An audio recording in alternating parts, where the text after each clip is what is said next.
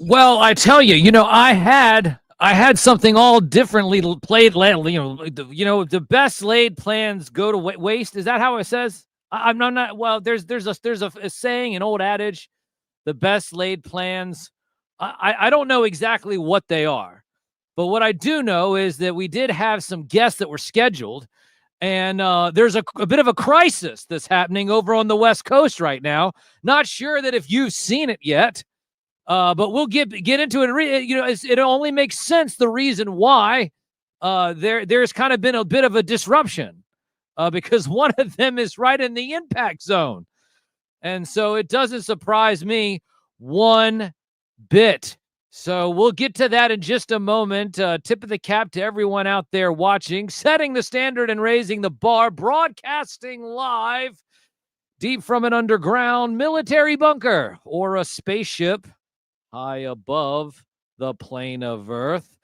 From the most trusted puppet in media, reporting since Roswell, I'm Sam Newsman, and this is Sam-The-Vote-A-Thon. That's right, day number, what is this, 14? Day 14? Jordan, has it been 14 days? It's been 14 days, I believe. That's crazy. Now, I see some people in the chat not joking to me. Sorry, I can't even read right. Well, everything's shaking around, shaking in the boots. Casual already trying to spoil things. I see him, but he is texting. He is saying 127, and we'll get to 127. But yeah, that's right, Casual. You're absolutely right. Tighten up, soldier, is what he said. Hey, you know what? I'm shaking in my boots. I'm shaking in my boots. And like I said, I was going to have some guests on tonight, but they're having to hunker down because they're in the impact zone. So they got to, take their family to higher ground, and we'll get to all of that in just a few minutes. I got some data here that is hot off the press in terms of all of that. So yeah, Casual's right. It's wild, man. It's wild, and not just because of my glasses. So do you guys know where these glasses are from? Are you familiar with these glasses? You know what's great about these glasses? I can wear my hat on backwards, and then I still have a little brim over top of my eyeballs. So then, so that it all comes down. Casual says you should have a guest from the East Coast. Let me see here. Hang on a moment. Hang on. Let me see. Let me get this all situated. That might be something that we could do. We just have weird drones here, is what he said. There's gonna be drones everywhere, actually. So that's gonna be crazy. Shout out to M3. I see you in the chat as well, sir. We have about over 20 people currently watching across all social media channels. Facebook, YouTube, Twitch, and X. That's Facebook, YouTube, Twitch, and X. That's at Sam Newsman, all over social media, and also mirroring on Exertus's channel as well.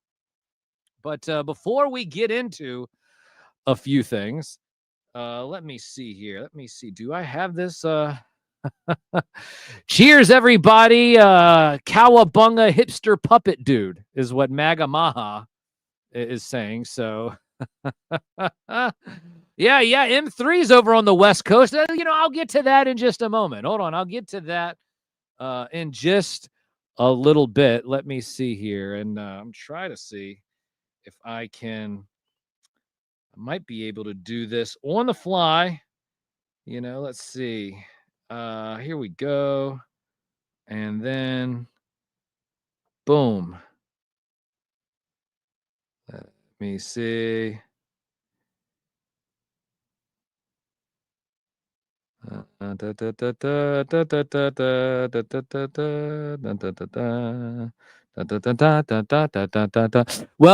I might end up having to get someone on the East Coast, so we'll see.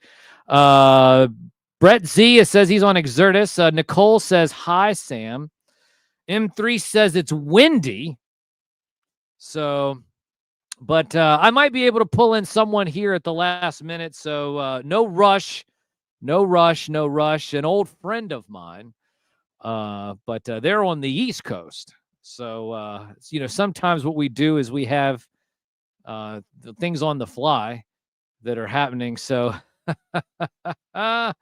okay. So, anyways, what am I doing? Listen, there's so much going on. Like I said, I'm shaking all over the place. What we need to do is just say that you need to text 127 down there at the bottom of the screen. 127 to 804-430-5505. 804-430-5505. Let me see here. Do this again. Let me see. I'm trying to do all of this. I know it's like, well, let's see here. I'm texting people over here. You guys can't see it. It's over here. I'm looking over at my phone. So let's see here.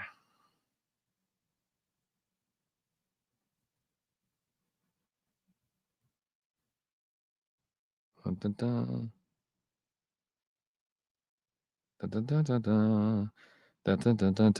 know this is terrible broadcasting. This is terrible radio. This is terrible. Like I said, I'm trying to do things over here on the fly. So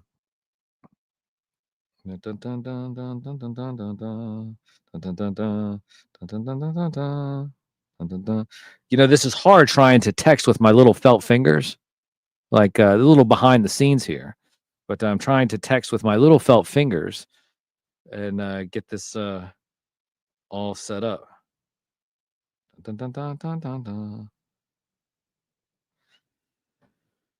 Okay, there we go. I think that's it. So I think that we have that. Let me go see. I got to go see somewhere else here real quick. Let me see. Now, let's see.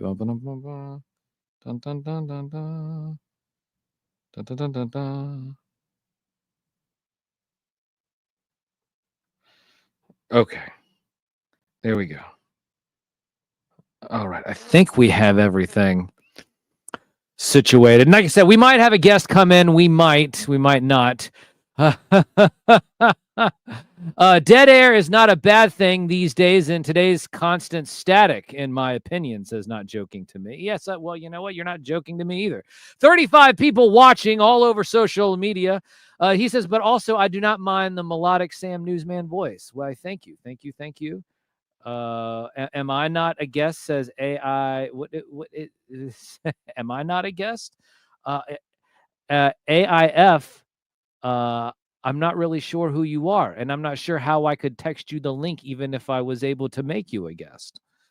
But maybe we'll do that one night. Maybe we'll do what my buddy does, and like I said, we'll have him. Maybe he'll be able to peel in here and just to do that. He does something on YouTube that nobody else does. Biggest broadcast risk in all of YouTube, by the way. AIF. Well, AIF, you need to sit there and shoot me. You need to slide up in my DMs.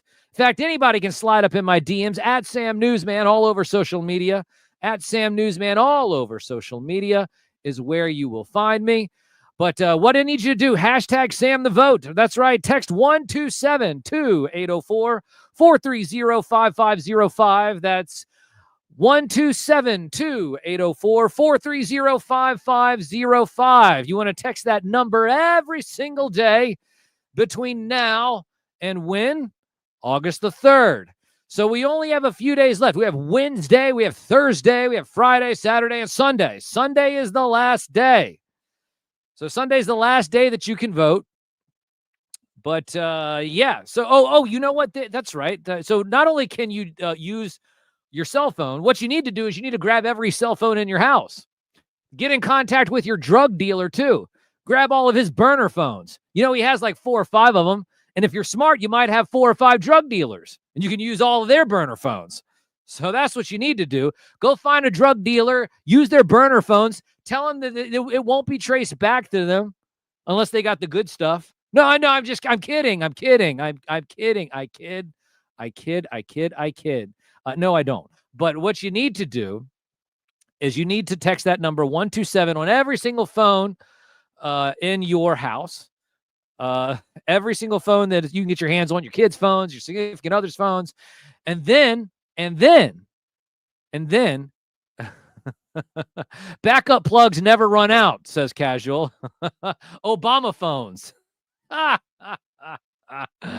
Oh man. So when you go to work, get every cell phone from everybody that you work with too. What you need to do is grab all their cell phones. When you grab their cell phones, you need to text 127 on their cell phones as well. Because what happens is that when you do text that number 127, you will be hacking the planet. That is the key, like I said, to hack the planet. The number is 127 to 804-430-5505. That is the number to hack the planet. Hack the planet for what? For broadcast history. Broadcast history how? Because you'll be voting for me.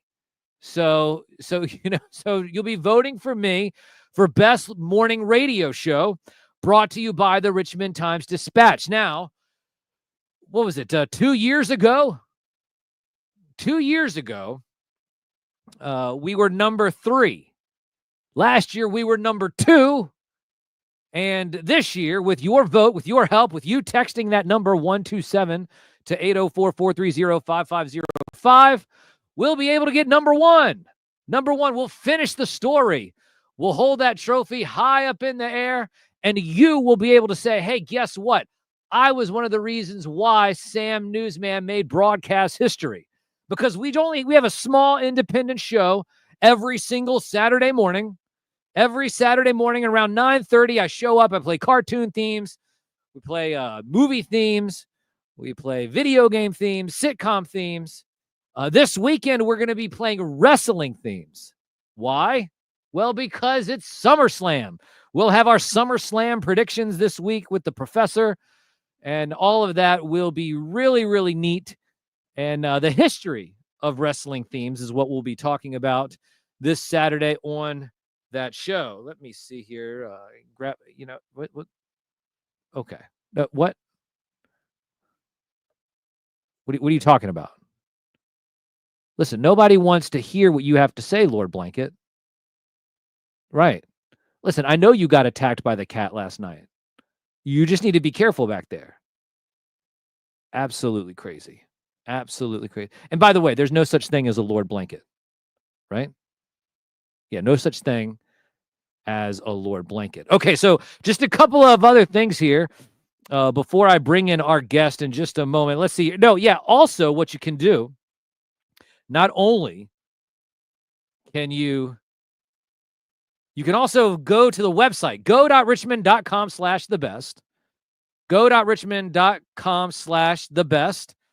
You want to scroll down, and you'll be able to click on entertainment. Entertainment. Click on entertainment. You'll be able to scroll down to best local morning radio show. Click on that. And when you click on that, you'll be able to see my name. Oh, look, it's number 1 again today. Now, that doesn't mean anything. But what you can do is you can use your email address. You can vote once a day with that. You can text the number down there at the bottom of the screen earlier. And like we were talking about earlier, and that's 2 votes. But if you have 5 or 6 different other emails, you can probably do that too. So William B says he's simply the best. So doctors say he's the most healthy puppet ever, says William B. And, oh, you know what? Oh, look, I see Exertus is here. What does he say? He's saying Lord Blanket is a decent person. He hasn't paid taxes in 9 years. Did you hear that? Did you? Well, they're giving away the tax, the tax loophole. If they give away the tax loophole, then no. Okay, so no such thing as a Lord Blanket, right? Well, okay, yeah, no such thing. Yeah, that's right. There's no such thing. Yeah, pay no attention to the blanket over my shoulder with eyeballs. There's no such thing as a Lord Blanket. Okay, so we have that. We have what's it? Okay, yeah, the go.richmond.com/thebest. Go.richmond.com/thebest. Go to entertainment. Go to scroll down on that, and then it's best local morning radio show, and then of course we have the what is it? His ex-wife is buried on. He doesn't have to. Well, yeah. Did you know about that? Is that what? How does he know about Mrs. Washcloth? She knows about Mrs. Washcloth. Well, I don't know. We can't get into that. We can't get. No, let's we. No. This is no. We can't get into that. What we can get into is, like I said, text Sam the Vote 127-804-430-5505 127-804-430-5505. Almost 50 people are watching at this moment. So if you guys would go ahead and do that now, before, like I said, we bring in our guest, didn't want to talk about this. Like I said, and there's no wonder there's, and Casual was saying this a few moments ago. No wonder why our guest had to bail. One of them lives right in Seattle. World's biggest quake in 14 years, 8.8 magnitude quake off the Russian island. Tsunami warning issued to Hawaii. Sirens in downtown Honolulu. That is a big-ass earthquake. It is. So the arrival time. Okay, so I have the numbers over here. The arrival times are as follows. Hawaii, it's supposed to arrive at 7:17 Hawaiian Standard Time. That's about 1:17 a.m. Washington State, it's supposed to arrive at 11:40, which that's 2:40 Eastern Standard Time.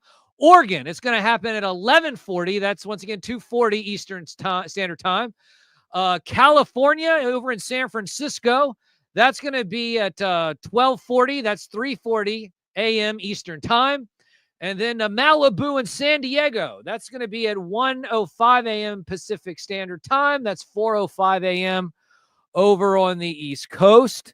So, like I said, this is a really huge quake. This is just breaking news, ladies and gentlemen. Like I said, we were supposed to have some guests on. They ended up having to bail because they're on the West Coast.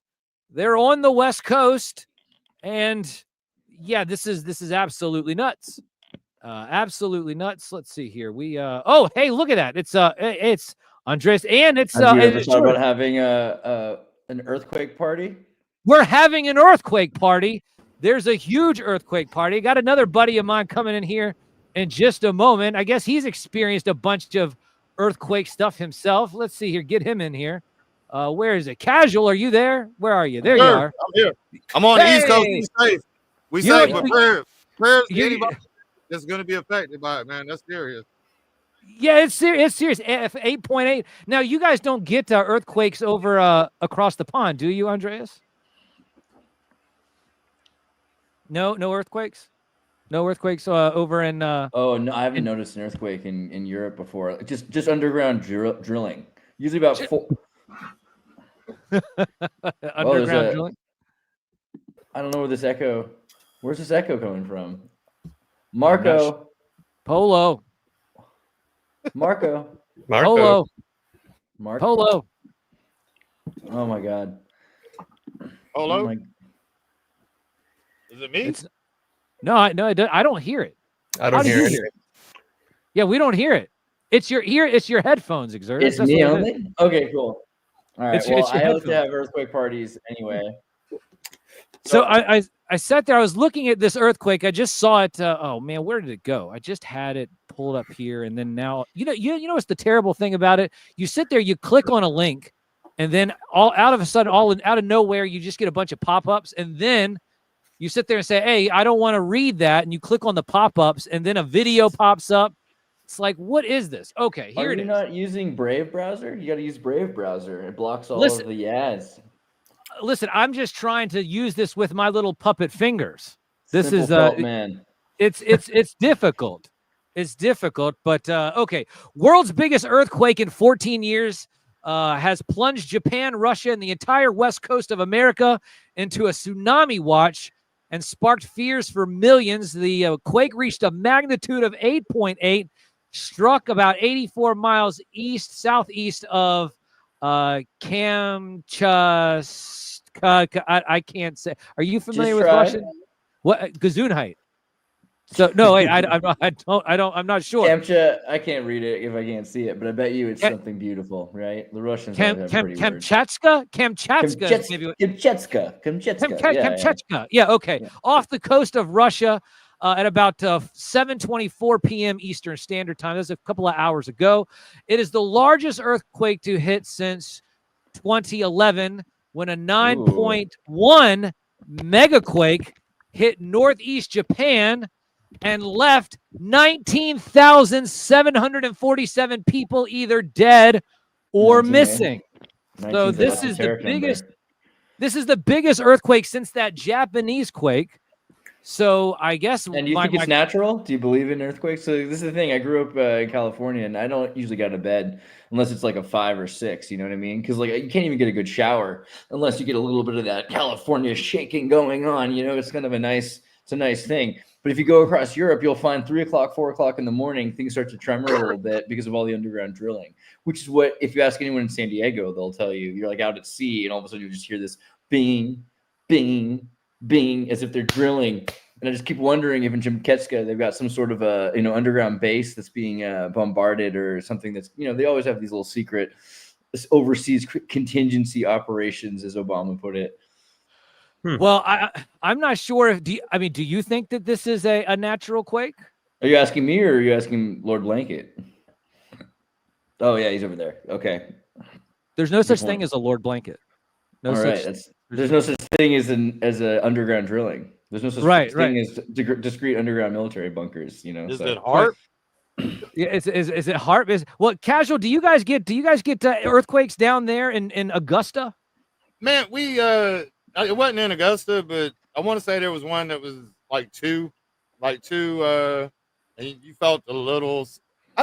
We were asleep though. When I woke up in the morning, everybody was talking about, "Oh, did you feel that? Did you feel it?" Like, no. Yeah, you gotta get this. The earthquake parties. It's kind of like a Eurovision party. You get a bunch of your friends together and you pour ice cream and whiskey together. It's called a terremoto, which is Spanish for terra is earth, and then moto is quake. An earthquake, right? Yeah. Terremoto parties. So I've heard. Is that also the name of the drink as well? Oh yeah, terremoto. That's the drink. Yeah, that's the drink. Oh, okay. That's the ice cream and whiskey. Yeah, it's a thing. Is there a particular whiskey that you need to have though? That's the question. Well, it's basically whiskey is the substitute because it's really a Chileno drink, and so you have to get pisco, which is their weird Chileno alcohol. It's like a grain alcohol. Pisco, yes, pisco. Yeah. Yes. Or so I've heard. What the hell is up with you and all these bougie drinks? What you all of a sudden out of nowhere. You have this whole like library and encyclopedia in your head, and then now all of a sudden you start talking drinks as well.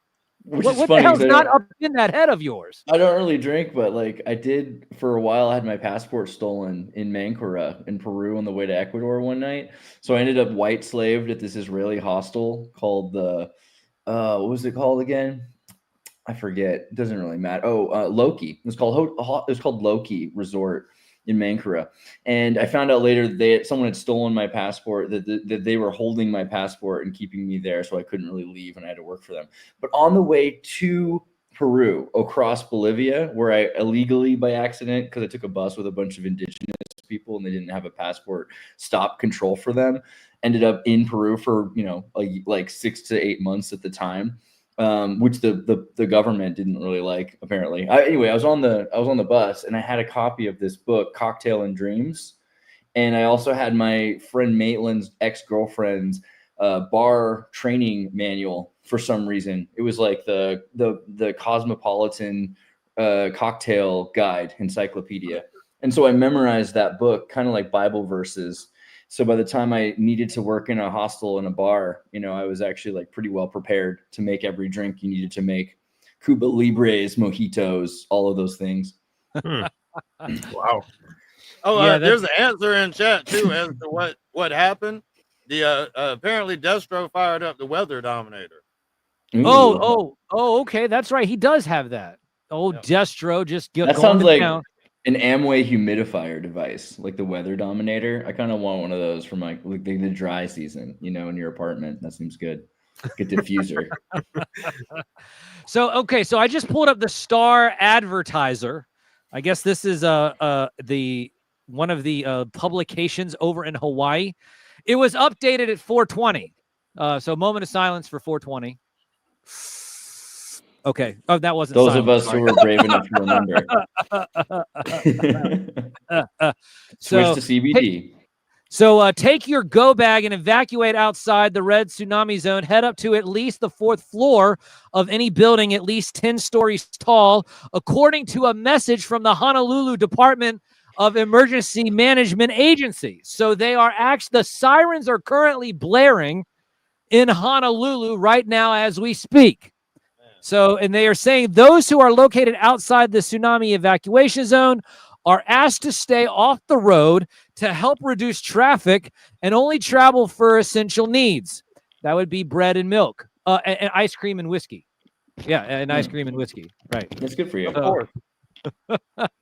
So, I've never experienced an earthquake where they've told me to get on the, what did they say? The fourth floor? The 4th floor? You got to get low, especially you're talking about like, and this is supposed to be an 8.7 or a 9 or something like that, which is pretty, like, that's like the big tornado and twister kind of a thing. Like a 9 is pretty crazy. That's, to me, says something. I don't know what the likelihood of there just being a natural tectonic shift. There's that, there's that app. There's like an app for volcanoes and earthquakes that they tell you all the seismic data. And usually you can predict because there's an equal and opposite latitude and longitudinal earthquake or volcano that goes off. And then what happens is there's a reflection point where on the other side of the world, a volcano goes off or an earthquake happens.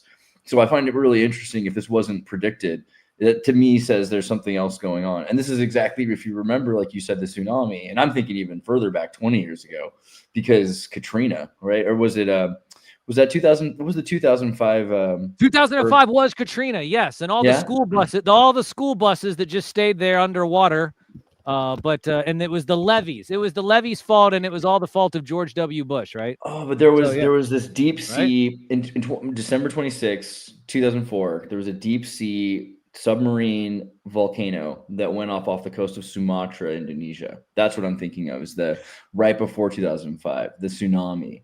And that tsunami off the coast of Sri Lanka, which was on one hand a giant earthquake, but it was caused by a submarine volcano. And the collapse forced a pressure where there was air to be filled, a vacuumous space was filled with so much water that it pushed the tsunami towards the coast, which animals saw coming for, I think, hours before the tsunami actually arrived. So I always wonder about these surprise earthquakes. Like how, I mean, we're living in a time where so many things are like clockwork on schedule. How do we not know that this is just fracking crazy? Oh, you said freaking crazy. I'm sorry. I heard fracking. Fracking crazy. that would be accurate, wouldn't it? No. So now I was reading the other, Freudian. Is it a Freudian slip if it's accurate? I don't know. I mean, Freud did wear slips sometimes, especially during his. But did he have ice cream with his whiskey? That's really the key. What's the Jungian archetype of yeah, exactly. All right.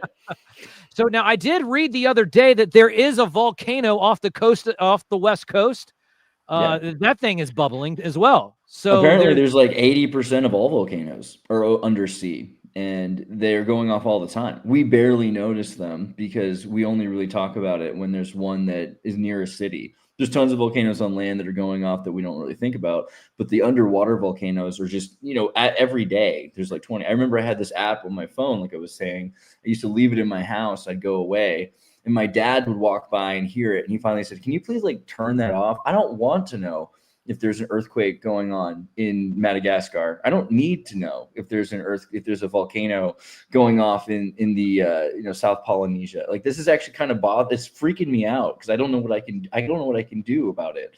So I think we just kind of sleep at night. Some of us do. I try not to, but like in general, we don't want to think too much about volcanoes going off under the sea, but they're creating land masses. And the question of, again, like underground discrete military bunkers, or worse, private enterprises that have like these oil rigs. If you go on Google Maps and you start looking over where these volcanoes are, they seem to be part and parcel to mineral resources and oil reserves being drills up. So we're provoking more of them all the time. I don't want to sound like a deranged Al Gore fanatic, but we should be a little more careful with those volcanoes. Right. Well, it's in there's the whole volcano thing, and then also, I believe I read the other day that I believe is it Rainier? Are we calling it Rainier again? Is it Mount Rainier, or did they change the name to some Native American Indian name again? It's a What thing do they now, call isn't it? It's Is it? Rainier, or is it I think something else? They went back to Rainier from something else. Wasn't that the deal? Like it used to be something else. Well, I mean, it changes whenever we have a Republican or a Democrat in the White House, right? Yeah. So, Tahoma is now Mount Rainier again. Right. Yeah. So it's like daylight savings time. Yeah. Yeah, exactly. It's like, oh, wait a minute, we have a Democrat in. Oh, we got to go back to the Native American name, and then and it's like, oh, we the Republicans in. Oh, go back to Rainier. That's right. Yeah, that's how it all goes down. But yeah, we have evacuation alarms going off all over Honolulu right now. So, and that just seems to be really good crazy. for Mark Zuckerberg and anybody who wants to buy some land next month. It's going to right. be like, well, perfect. Good for them. Here's the question: do they have a blue roof? I mean, you remember that as long as the building has a blue roof, they'll be safe, right? So that's Bermuda's covered in blue roofs. I think there's something to it. I don't know. I remember even my Democrat. You don't know what the blue roof thing? No. Oh yeah. So like even my mom, who's a Democrat, like and was a Biden voter and everything. I was like, I think we should get. I was like, I think we should get a blue roof because after the fires in California, and she's like, you know what? I think it would be a good idea. I was like, whoa, if you even know. But the direct energy weapon conspiracy is that there are targets that are getting hit, but in those areas, anywhere where there's a blue roof is somehow depreciated from the attack points. So these direct energy weapons that might be being used to start fires in certain places, again, crazy talk.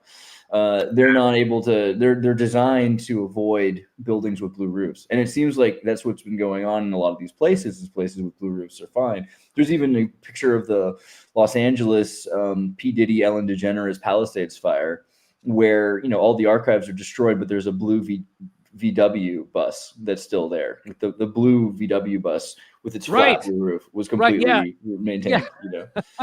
Yeah, as long as I was about to mention the blue. Now you did say something about. Did you say something about P. Diddy? I'm just saying, because like the Palisades fire that was in that rich neighborhood in Los Angeles where Ellen DeGeneres, P. Diddy. There's a list of other names, obviously, that were associated with that idea that have archives. They all have security footage, camera systems in their houses, right?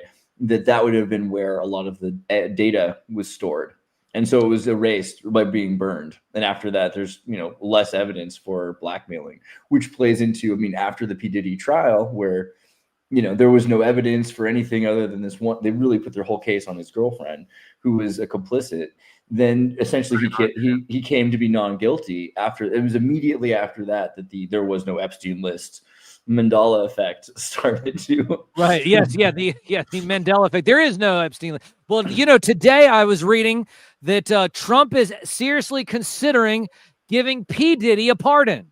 Not only did he give a partial pardon to old Ms. Maxwell, but now it seems like that old baby oil Diddy is going to get himself a pardon probably as well. So free all the freaks. Good for him, Yeah, right. Like hardworking guy. Free the freaks. Free the freaks. I remember the executive pardons that Trump gave in his final days as his last day as president in the year 2020, he gave 237 pardons, a Kubrickian number of pardons, and he did not pardon 237, which is not a lot if you think about it. I think like FDR and Biden's in the thousands, right? Democrats tend to give more, but he did pardon several rap stars, which was pretty interesting, right? Yes, Boosie he's known was for one that. of them. Lil Boosie. Who was one of them? Who was one of them? Kevin? Lil Boosie. Lil Boosie, also Young Boy. Kodak Black. NBA Youngboy was this year, I believe. You can always trust a man with that many action figures. They keep track of like meticulous details like that. Thank you very much, sir. So good. So, but yeah, this is so P. Diddy might get a pardon, and man, we have earthquakes going on now. I'm just wondering here if is this just the start of more that are to come? I saw somebody said in the chat that they're expecting more of them in August. Is August a hot month for earthquakes? I don't know if it works seasonally like that, but I can imagine that we're getting closer and closer to discrete conflict. That's the thing for me. It looks like the likelihood of there being discrete conflicts that are blamed as earthquakes. I was just reading earlier about the development of Operation Phoenix, casual reading about the Israeli nuclear program and how it started during the Carter administration. And in '79, there was a detonation of a nuclear bomb off the coast of Africa. Off of the coast of South Africa, with the help of former Germans and Americans and groups that were involved with Israel. I think it was September 22nd. And it was just a good testing period because they were able to play off that there were storms in the area, but it was somewhere in between the Indian Ocean and Africa and Antarctica. And they said, well, this was probably a meteorite. And I think that was like the catchphrase of the space race. But today we're back to global warming as a catastrophe. So we're saying, oh, well, these are earthquakes. And again, probably volcanoes or something like that, because we can't really track if that's true. You got enough research facilities that'll just say, yeah, okay, we saw the seismic activity. It registers. It's probably just something natural. But to me, it's hard to believe that it's not signs of the times because of conflicts in particular zones, maybe with literal nuclear submarines, right? I think that's going to be a bigger thing than people realize. And then all the bases, right? Like that movie Abyss, and any movie where they have like a submarine layer, like in James Bond, like there are tons of these. People don't realize how many crazy underwater military bases exist. So that would make the most sense if you're trying to control coastlines or getting out to sea in certain areas, to start removing them. And if you admit it, then they admit it, then all of a sudden you're stuck in a world war scenario, which is prohibitively expensive, but also puts a hand behind your back because of treaties. Treaties say you can't do certain things. So basically you ignore it. It was an accident, and then you destroy something of theirs and you pretend that was an accident, right? Right. It was a weather. It was an act of God. It was an act of God. We had nothing to do with it. We've not been manipulating. We had been manipulating the weather. In fact, we signed treaties saying that we won't use weather weapons, but this is all just an act of God.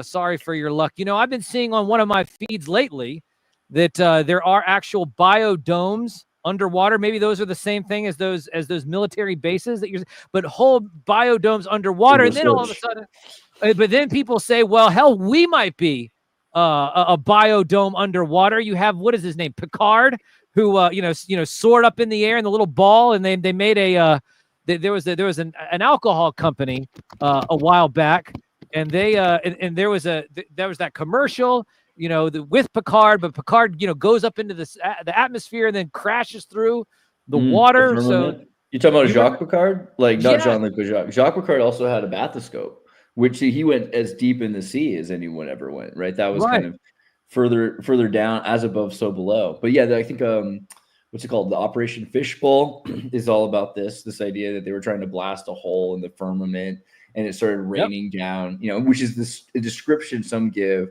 of Noah's Ark, that it wasn't just rain that fell, it was just a hole in the sky and water just poured down from the sky, and that the sky is not a vacuumous space, but actually like a pressurized water chamber, that we're inside of this giant water chamber. I mean, it seems at least as believable as anything NASA's told us, right? I don't know. Right. Well, yeah, I mean, and when you think about NASA, NASA originally, what they were doing was mapping the seafloor. And then at some point they were like, oh, by the way, we're going to stop doing that. We found Cthulhu, Godzilla, or whatever. Too much. Yeah. We found Cthulhu and Godzilla. We need to start looking up at the stars and getting off this rock. But they do still have the Janus program, right? And Janus is like the two-faced god. And so they do have I remember in school they were saying we know more about space than we know about the ocean, which is, I mean, in the sense that if you know that space is fake, there's a lot more than you know about the ocean. So to try to study all of nature, go to Antarctica and see everything that they can see. I mean, NASA still does all that. They just don't tell everybody what they discover, right? About anything, because it's a defense secret. The more you know about like utilizable locations that you can colonize or you can build bases, the more you don't want to tell everyone what you know, right? Yeah, they never stopped. I agree. Yeah, they never stopped. So they just So were like, courageous. hey. So courageous. Yeah, right. Yeah, they're definitely courageous. 71 people watching across all social media channels. Make sure you guys do click 127 on your cell phone, 127 to 804-430-5505 every single day between now and August the 3rd. It is your key to, what do we say, Exertus? Hack the planet. Hack the planet for what? For broadcast history. We're hacking the planet for broadcast history. Auguste Piccard floated up with the balloon. And Jacques Piccard is his son or something, I guess. Yeah, and Jean-Luc is the captain of the Enterprise. That makes sense. Yeah, of course it does. So beautiful. This casual toy collector, do you have any opinions on meat control or weather manipulation? Do you think that that's happening? Man, at this point in life, I think anything's possible. I mean, shit, man. I've heard all kind of stories about attacks that weather manipulation throughout history, and I mean it's like an instrument. If you know how to play it, if you know how to hit the right frequencies, you can make the planet do what you want it to do. It's just like life. If you exert the right types of energies, then you can attract whatever you want to attract. You gotta exert. That's the truth. Yeah. Right.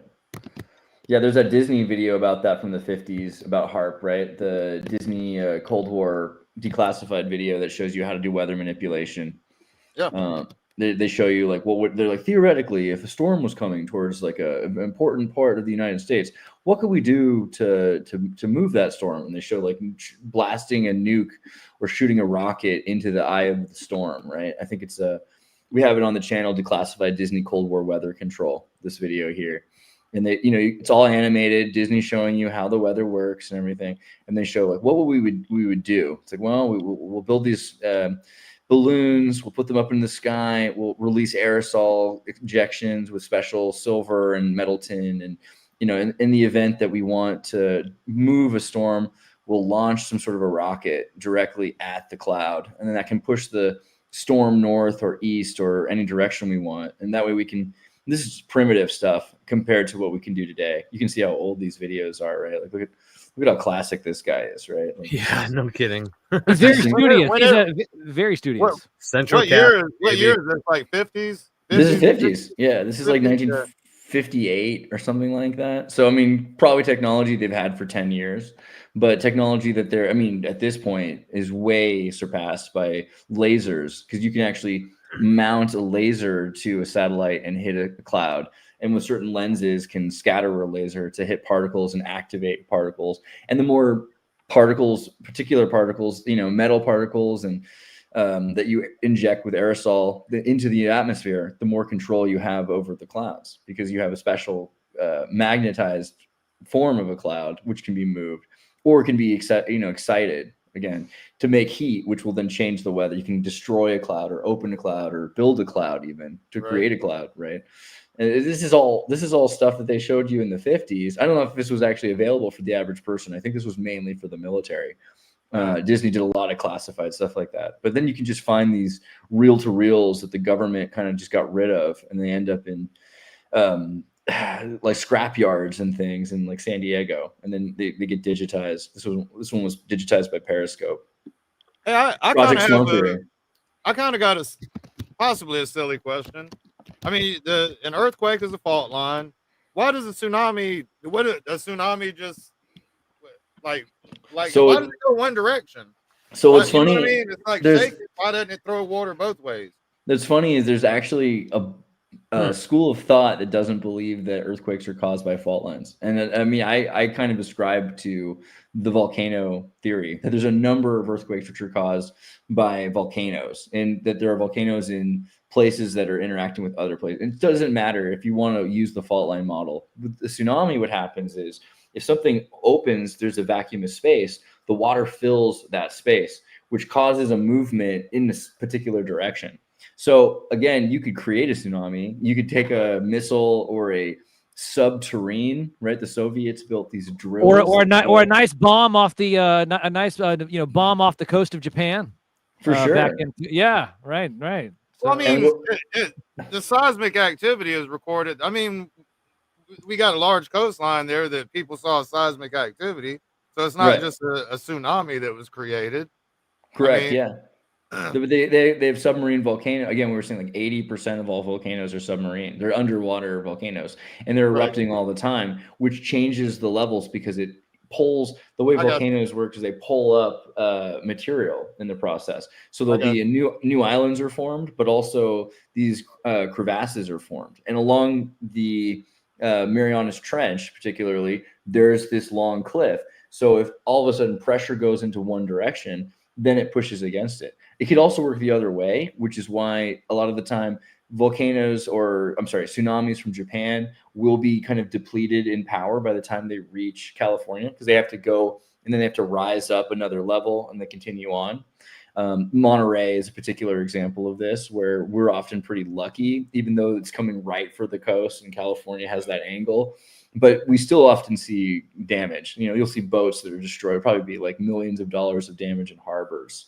But that'll probably be it, I got you. So the Oregon Department of Emergency Management said on Facebook that a small tsunami waves were expected along the coast starting around 11:40 p.m. local time. They're only saying the wave heights are going to be 1 to 3 feet. Yeah. So we'll see if it's not but people in Hawaii, they're telling them to get on the 4th floor. They're like, hey, get on the 4th floor because Honolulu might get they might get a little bit a bigger wave than just maybe 3 feet. Yeah, it could be pretty bad actually. Hawaii goes through a lot whenever they get hit because they're in the middle, and there's not any, like the Monterey Canyon we're talking about. There's no canyon to stop any water, so it just hits the coast. Yeah, surf's up for sure. For real. Surf's up, dude. This is not a major tsunami, but dangerous currents and strong waves may pose a risk to those near the water, the department said. It says the tsunami advisory along with much of the West Coast, spanning Canada's British Columbia province, Washington State, and California. Jordan's the safest. He's in Thunder Bay. There's not going to be too many tsunamis there. Which Very is nice. safe. Very safe. Right. Worry about you guys though. That's for damn sure. Georgia. Georgia's Yeah, solid, yeah. You're doing all right. You're doing all right. Yeah, you're all right. Yeah. Deep from an underground military bunker or a spaceship high above the plane of Earth for myself. Is the military bunker underwater? Because it could easily be either way with you. It's somewhere. It's classified. How about that? It's Don't tell him classified. that, Sam. Don't tell him that. I can't. Well, listen. I didn't say anything. I just said it was classified. Okay. I all can't- right. yeah, Jordan's making sure that I don't give away all the secrets here. Smart. But Smart. They don't want to take you out. Well, it's happened before. Not physically, just on social media. I don't want to see you like on the floor pulling your stuffing back into yourself after. Right. That would be horrific. That would be horrific. Hot Wheels car. I'm sure there's an AI app that can do that though, and it would probably look really, really neat. But let's see here. Rocky Mountain. What did you say? Rocky Mountain High. Right next to NORAD, right? There you go. Which is underground. There's like 30,000 person city in NORAD underground. Basketball courts, schools, parks. Really? Yeah, NORAD's insane. It's a city. It's not like a big giant, but 30,000 people. Like it's pretty serious. No, that's not bad. There's some pictures that you can actually see of like the parks with like fake trees and places for kids to play. Why do they need that? Because of their top secret work? They want to keep people there? Yeah, I mean, I think originally the goal was if there was a nuclear fallout or some sort, if the mountain got blasted or something, that they could continue working nonstop. But the other thing is kind of like the Umbrella Corporation in Resident Evil. If you have windows and it feels like you're outside, then you're probably not going to go completely insane living in an underground bunker. And so a lot of them have this sort of aesthetic that you're, in Malibu or in Key West or something like that in a tower, Anime figure statue collector says he's currently in space. I bet that's some good bud. I was going to say, wait. pass that bud. Oh man. Was it Not Joking says war games of the ruling class. Yeah. So could be what's going on. That's what it feels like. What were you saying? Georgia? Georgia. Casual toy collector? Wait, asking where I was? Georgia. Oh no, I thought you were about to say something and I interrupted. No. Okay.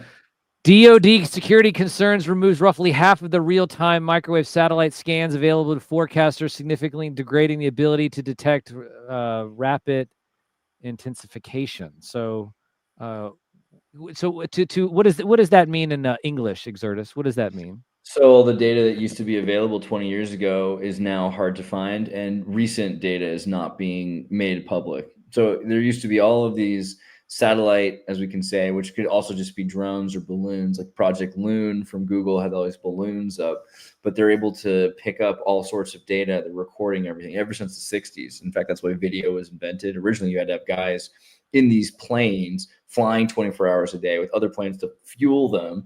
And you had developers taking photos, and now eventually you just record all that data and you send that through radio. And originally radio wasn't well encrypted. So we had this transfer of information between the Soviet Union and the United States, where all sorts of telecom information was made available. And even the Terra, what was the name of the German Google Maps predecessor? It was Terra Vision or something like that. German Google Maps predecessor. I think Terra Vision. Yeah. So like the Deutsche Telekom, they had all these Berlin hackers, and they were able to get into and access like the NASA file systems, and they just used all of the maps that they had to produce the original map program, which eventually Google used to produce Google Maps. But they're no longer making that information public.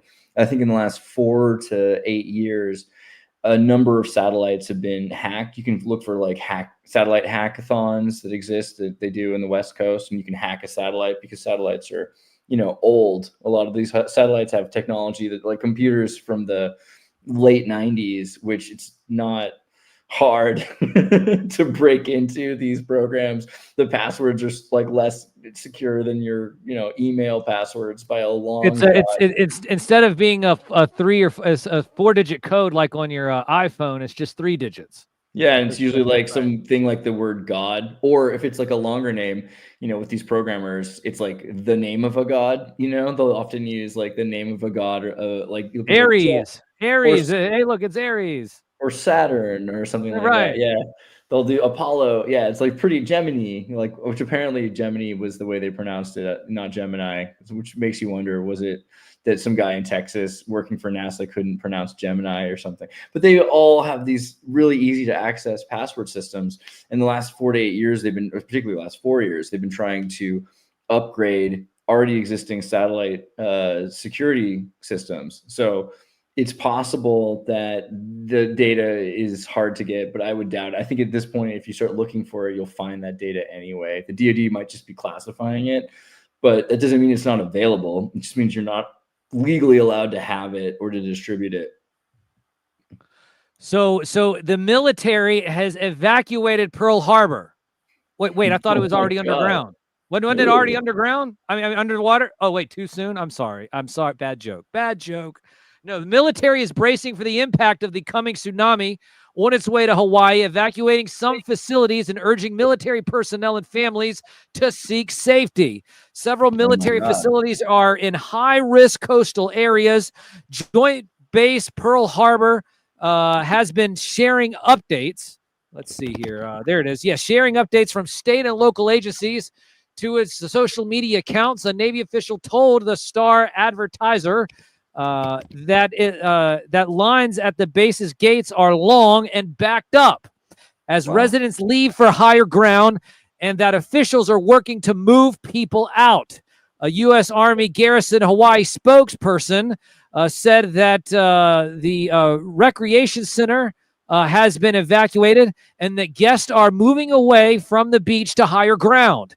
He also said that military-owned Hale Kauai Hotel and Waikiki guests have been advised to move up to the 4th floor as a precaution as the tsunami approaches. Military officials also said that the Navy and Army have opened up the Koli, is that how you say it? Koli Pass to civilian traffic to support island-wide evacuation efforts. In a statement, the military said that to support tsunami evacuation efforts, the U.S. Army and U.S. Navy have opened up the pass, Naval Road to Lyman Road. This route now accessible for emergency use, may be used by residents as an alternative evacuation path. So they're actually opening up roads that are just designated for military travel so that civilians can now get out of the area and get to higher ground. So we need to get like a green screen for you with like the wind behind you, you know, get a little fan going so you can Anderson Cooper, like a proper media puppet. Yeah. There it is. That's right. I would look like I look like Jim Cantori when he's like sitting there trying to sit there and say, hey, look at me. I'm, With the hat and sunglasses, you look like a Maxell commercial from the 90s, you know, just like blown back. It's going to be good. Oh, yeah. Turn. Yeah, Sorry, obscure reference. My bad. Oh, man. Oh, here you okay, here you go. Here's a skeptic in the chat. M3 says, "Oh, all this government info. Roll my eyes. It's COVID programming all over again. Hawaii will be fine. Hawaii will be fine. They'll rebuild. Maybe they'll rebuild. Hey, like I said, as long as they have blue roofs, they'll be okay. That's really all that matters, right? I mean, you saw like Zuckerberg is building. He's getting another like 3,500 acres. He has an underground bunker in Hawaii. Is it going to get flooded? Is Zuckerberg's his underground facility going to get flooded by this? We should really start doing surveys on the billionaires' islands. Like Larry Ellison and Zuckerberg, I'm pretty sure are always happy when they hear that there's some sort of environmental disaster that most people can't survive because they're extremophiles. You know, they're the kind of parasites that survive and respect. It's one of the few. Andre, it's one of the few people who can make boomers reminisce about the things only boomers could know about. Yeah. Do you ever just like lament the MP3 CD? Yeah, I do. For sure. Survey says, ding.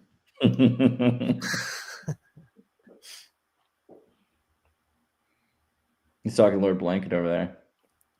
There's no such thing as a Lord Blanket. Oh my God. Lord Blanket is Lord Blanket on the Epstein list? Is that like the? I hope to God not. I always trust Lord Blanket.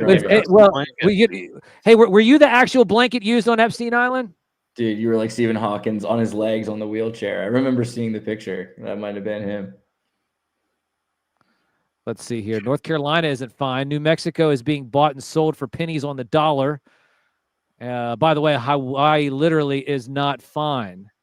No, you remember you remember what I was saying last night? We know what fine means. Fine means effed up, insecure, neurotic, and emotional. That's what a that's a good one. That's a snafu. I like that. That's nice. Yeah, I heard that from a high-level psychiatrist once here when I was on. Well, I can't tell you where I was. That's classified. It was underground. It was somewhere. It was somewhere. Let's see here. See, somebody else see. They see it too, man. Are you upset, Riggs, about Lord Blanket? Like I just said, like Lord Blanket. If you look back at the Epstein footage and you look at the yellow submarine with Stephen Hawking, you'll see him in the wheelchair. He's got Lord Blanket over his knees.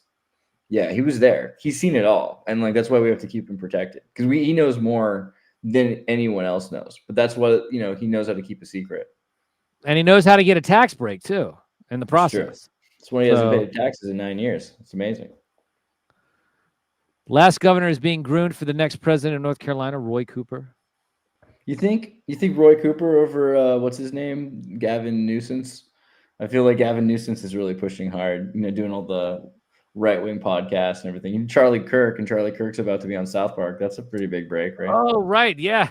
That is yeah, me and Jordan were talking about that. And there's something really weird going on with Charlie Kirk's teeth when he smiles Oh, a yeah. certain It's way. his gums. He has amazing gums. See, that's the And thing. are they amazing? You know, as a guy who has like level 3 out of 5 gums, because apparently your gums can deplete over. I never had, knock on wood, never had a cavity in my life. That's all my teeth. Me neither, But man.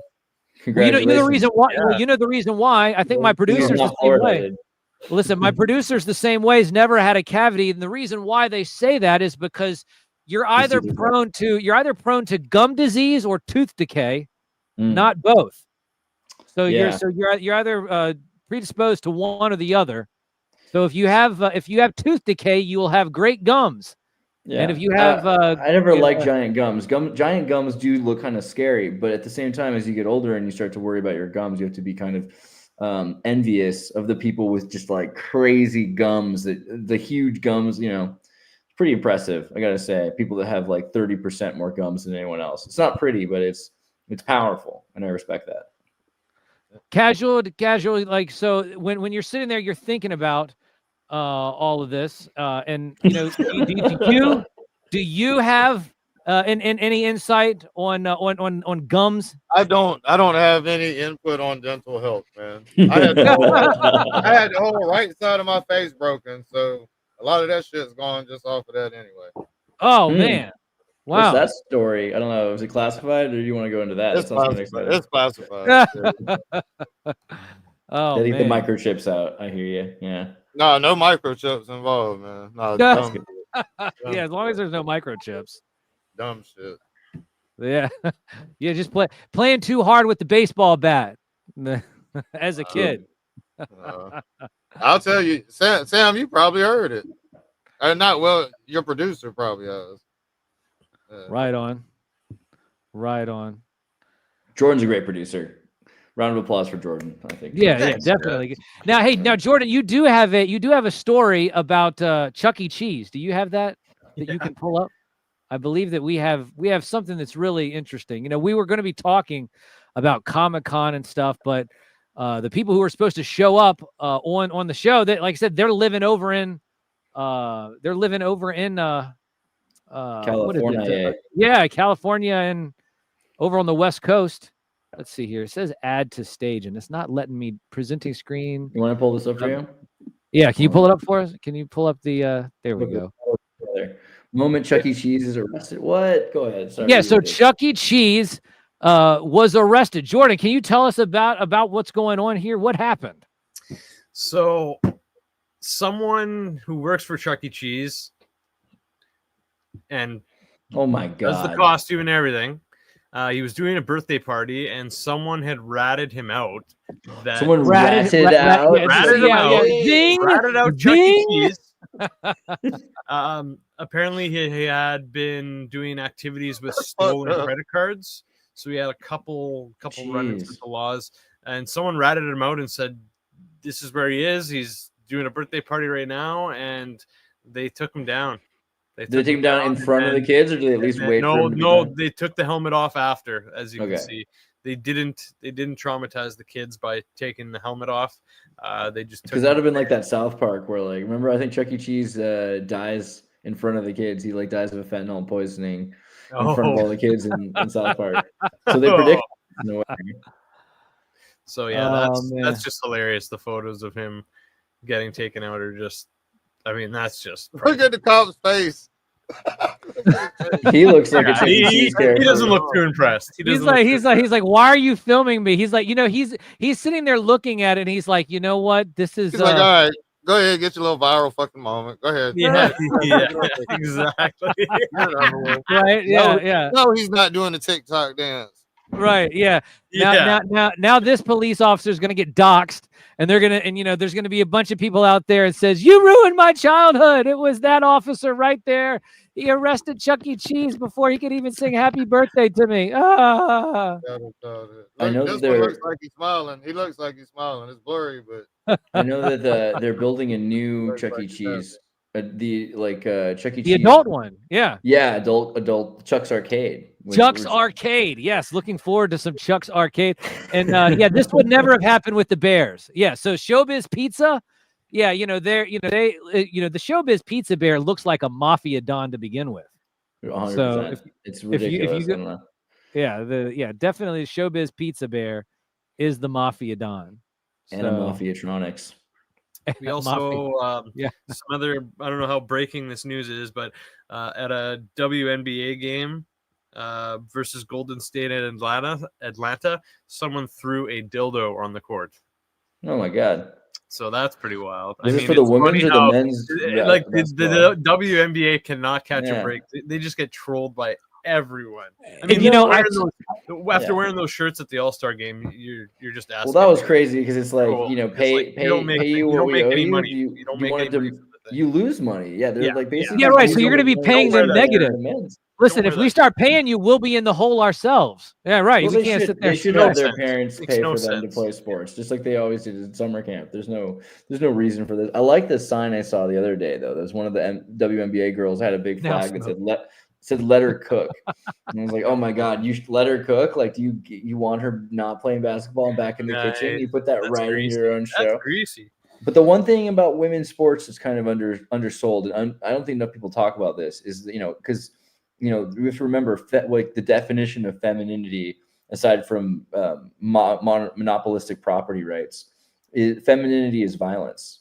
And so every single female sports game I've ever seen is brutally more violent than men don't usually knock the crap out of each other unless you're in hockey or something. You don't see like a dude just beating someone down onto the ground during a basketball game. You will totally see in women's sports women beating a girl down to the ground, not even holding the ball, just an emotional wreck, just beating a girl down or knocking her over. So if you like violence in sports, which I mean, obviously I know you do, because like why else would you watch sports?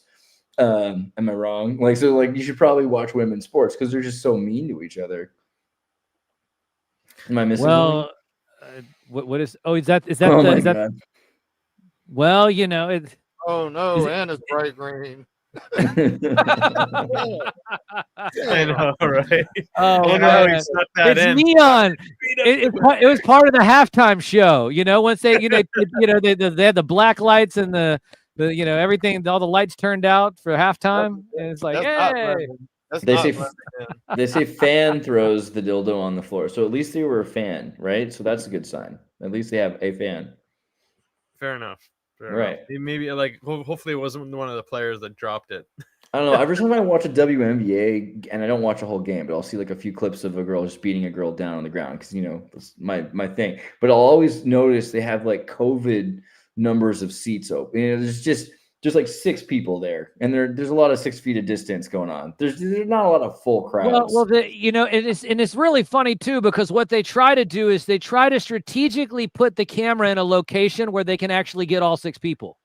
Yeah, they have to get all 6 of them in the shot to make it look like that it's it's just all. And 6 and I'm glad that their families are out there supporting them. Going to the games. I don't see any WNBA fans. I feel like besides Alex Soros, who's really passionate about women's basketball. I'm just trying to figure it out. Dave Portnoy seems to. I mean, he loves Caitlin Clark. I don't know if he's just loves her or just. I don't know. I don't know. I don't know if he loves her, but he's on his knees for her. That's for damn sure. Yeah, that's fair. I mean, The fan threw the dildo. Was he telling the girls to probably? I think he's saying like, if we're paying you to do this, that's the thing that's kind of weird. I think women should be paid for media, and this is. Am I going the wrong place? Well, they are. I mean, it's OnlyFans, right? That's kind of the thing, right? Like, shouldn't the WNBA just be an OnlyFans sport at this point? It would save the real. It would probably make more money too at that. It would generate more revenue if it was an OnlyFans. I mean, there might have to be a couple of new outfits that they're playing with, or playing. Is it playing with? Is that the right? playing. I feel something. bad because it's not that I think that you have to only want to watch OnlyFans. I'm sorry, women's sports, whatever. Like, which is, by the way, the new name for OnlyFans. I think we're going to be calling it from now on women's sports. But I don't think it's not necessarily like you necessarily need to see them nude. Like again, like sometimes you just want to see them beat somebody, right? Well, I think wasn't OnlyFans originally not what it is today? Wasn't it just like, hey, I'm a fan of somebody, and it was a subscription-based service? Roller skaters. I have a friend who was a roller skater for OnlyFans. Right. For a while. So OnlyFans started out as just being like, hey, I'm a fan of you, and I'm going to support you because I'm only a fan of you, and then it just went. I mean, but like what I worry about, because we have to be careful about the Christian right at this point. I think the new woke is racism. The new woke is Christian right. It's like the new old fascism has become mid-fascism, has become post-fascism, but it's still the same kind of fascism. And so the woke fascists were like, we need to force your kids to be around trans reading rooms. And the new fascism is Sharia again. We're just back to Sharia. It's like, well, we got to stop women's sports. Again, I'm talking about OnlyFans because we don't want, people looking at naked women. And I saw a Roman statue recently of a beautiful naked woman from the 3rd century or something. And it was just big bust, big boobies, right? And this was while in Germany, where you see Muslim women in bed sheets, hijabs walking by, and you have to wonder, how are we going to, because everyone wants to talk about women's modesty, but isn't that that's not really an American talking point? That's a Sharia talking point, and we're very close, I think, to a position where we're not. I mean, like you saw in Britain, they have new ID verification for not just pornography, but really to make sure that you don't say something about illegal immigration or something that politically isn't acceptable. So I'm really concerned about this. I think we should be promoting women's sports. And again, I'm talking about OnlyFans. Right.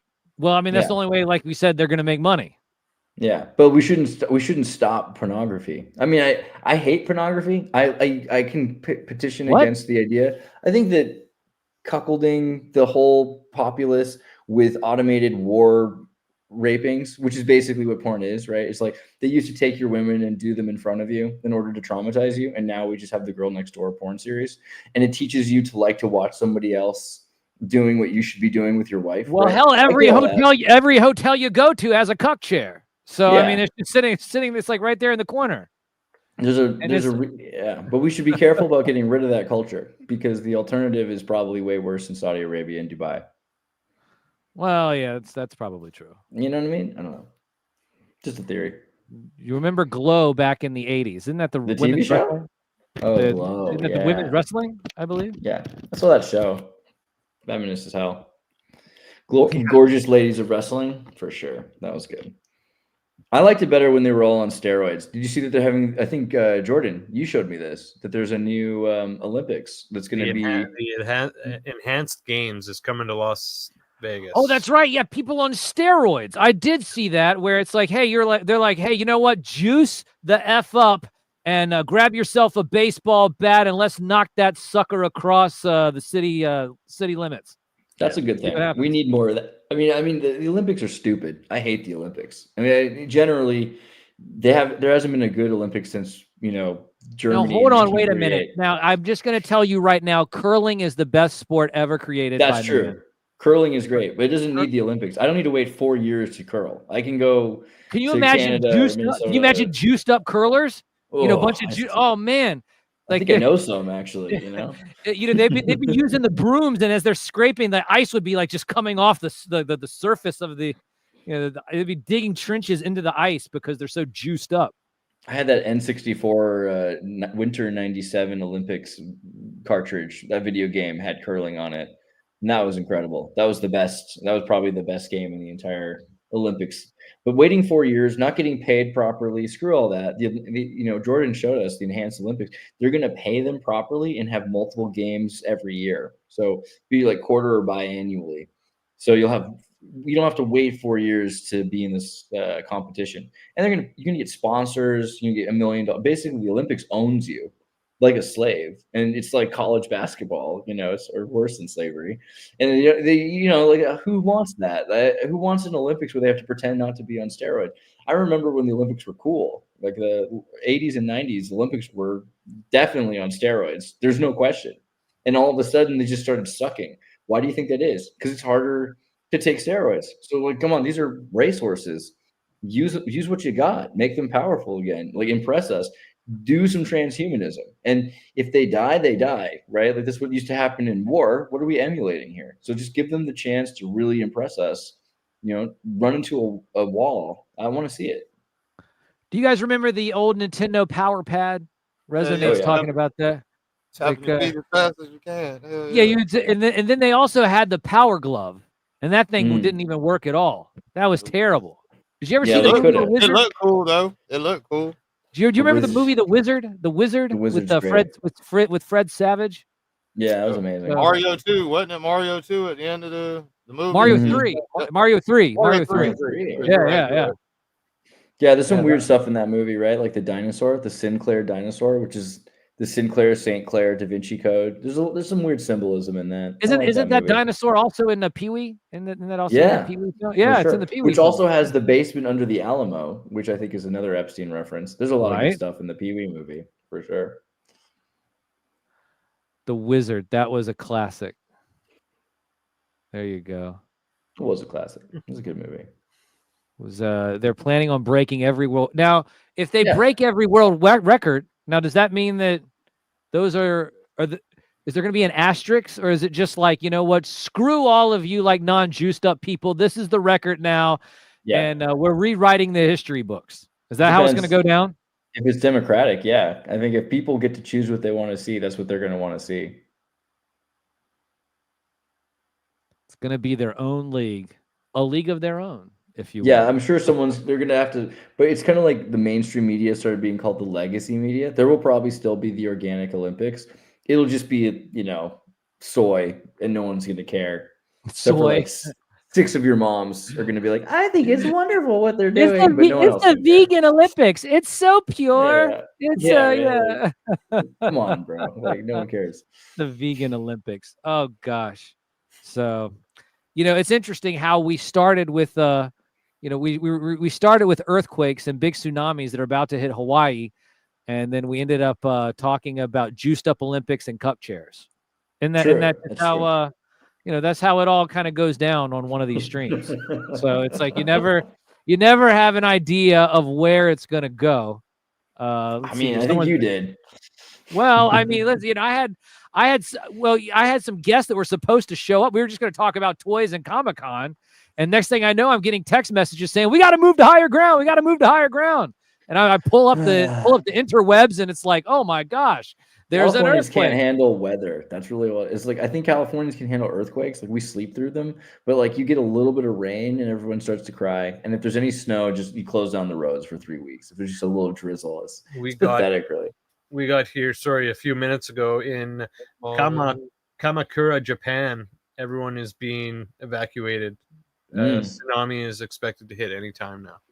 Yeah, I think Japan's going to get hit pretty hard, and Hawaii's going to get hit pretty hard. California, though, I think they need to calm down. But I feel bad for Japan every time this happens because, they're old people. Most of the people in Japan are old. So imagine, you're like in your 70s, and it's not good. This is not their infrastructure is failing too. So it's kind of a bummer. I wish that Japan had a better shot. But what I do remember about the 2011 tsunami, though, was that there were so many really well-built factories making like hard drives and everything that were destroyed by the tsunami, which was a huge benefit to the Japanese economy because those buildings were never going to collapse. They were never going to fall apart. And so because of the insurance money for the destruction of these buildings, they were able to build SanDisk, for instance, was able to build their new solid state drive factories, which is why, your iPod Shuffle had 500 megabytes on it. And then the next year it had 5 gigabytes on it, because they could start really manufacturing better tech. So I think there's kind of a slash and burn policy in Japan. And they nationalism also. I remember right before 2011, Japan kind of lost its fervor for being Japanese. You remember all the anime was about being from anywhere else than Japan and looking any other way than Japanese. And now if you watch some of the Japanese anime or watch Japanese movies at all, you'll see that they're far more proud of being Japanese ever since 2011. So Nolan's asking, does a giant seawall raise up around Japan? I don't know. Or you mean like a tsunami? Is that what you're saying? I guess that's what he's saying.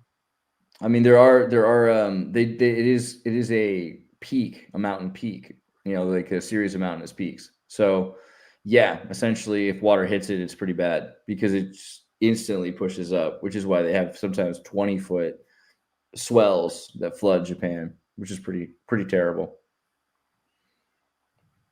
Japan is set to open a new center for creating state-of-the-art military weapons. It is supposed to be modeled after DARPA. Well, not if it gets hit by a damn tsunami. They might be ready for it. You know, that's the thing about Power Rangers, right? Like Power Rangers, if you watch the original Japanese version, Super Sentai, which, you know, that whole show is literally about when the world realizes that they were wrong and they need Japan to be a military force. And we apologize and say sorry. Then the teenagers of Japan will unite to, you know, become Power Rangers and save us all. And I think that's kind of what they're going for. That's what all the propaganda for Power Rangers has been all about since the beginning.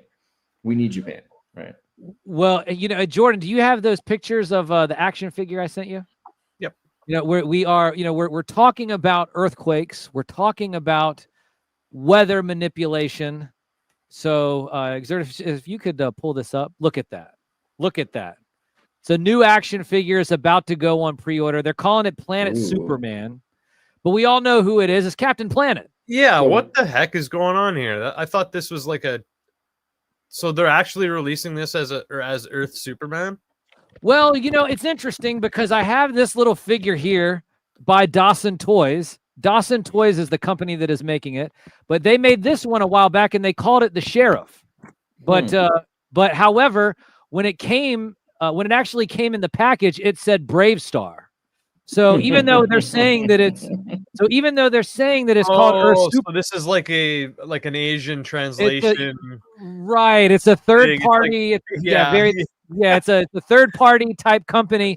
So even though they're calling it Earth Superman, when you actually get it on the box, it's gonna say Captain Planet because this was called the Sheriff online. They were like, "Oh, this is the Sheriff," and blah blah blah.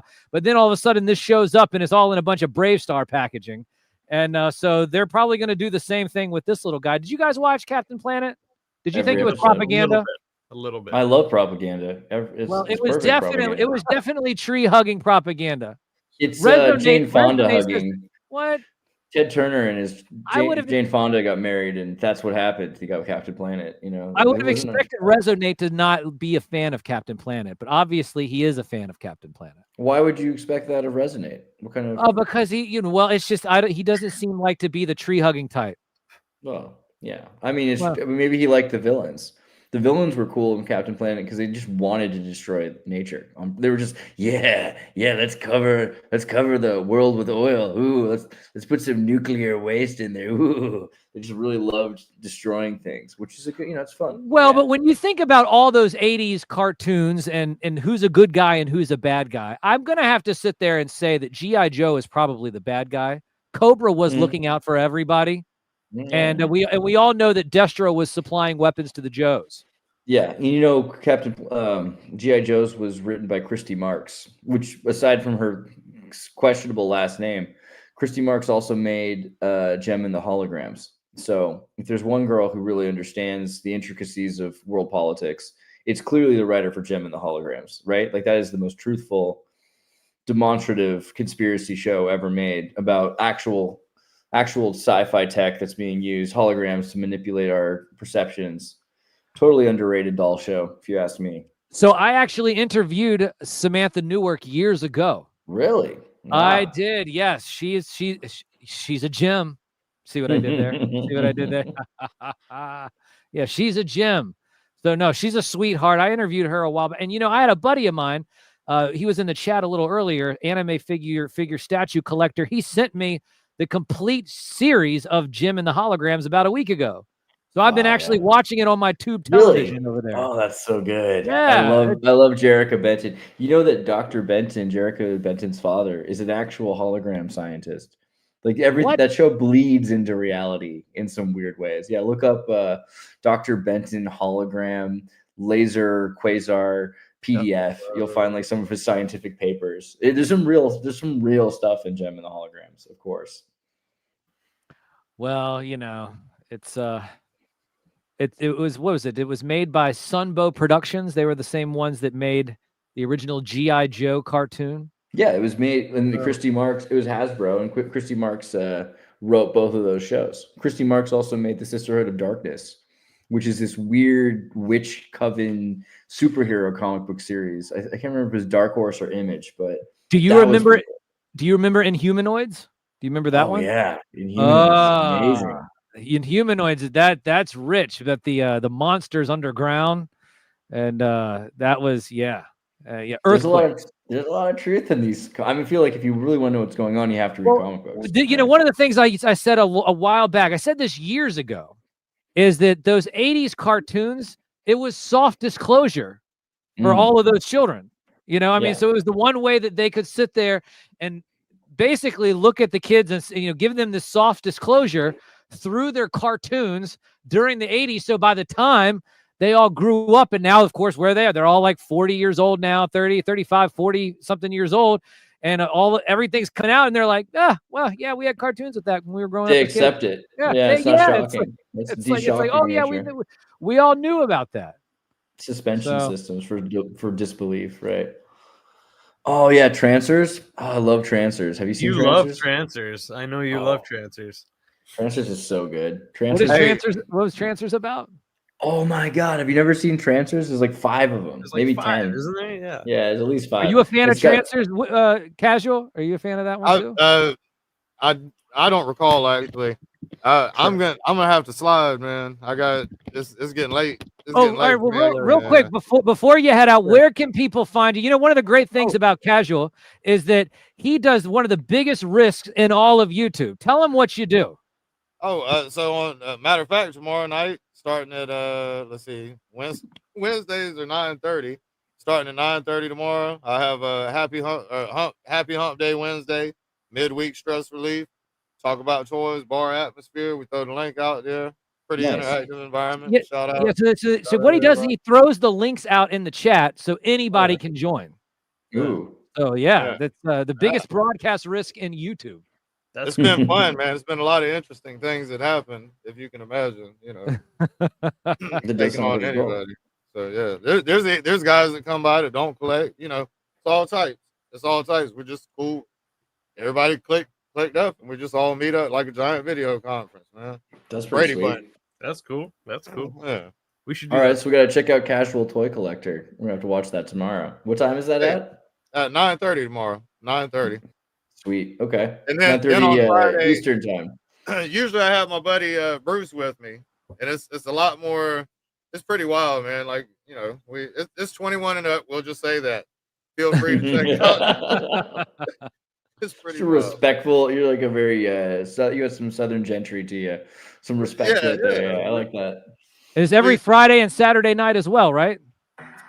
Friday and Saturday too. Flex Friday starting at 10:30 p.m. goes on till God knows when. Same thing with Saturday is Saturated Stunt Saturday, and same situation, 10:30 until God knows when, man. You want to really quickly? I had a question. Like, so do you want to just tell me about your collection, just like 10 seconds? Like, why don't you point? Let's see, oh my God, bro, this is a wall. This would be the way to go. All right, Okay. Camera's reversed or whatever. So I got a little strip club set up back here. That's a literal strip club. Huh? That's a literal strip club. It's a strip club where. Yeah. Oh yeah. That's down. Oh yeah. Little strip club with a pool table, bar. It's got a stage with about 6-7 girls on it. Is Scarface at that strip club? Because it feels. No, man. I got to get the from what I've seen, the scales are off. Oh. The Scarface would be 7 foot tall, and that We're gonna hook you up with some 3D printers to help you because I can. He has he does 3D printing. Casual has 3D printing.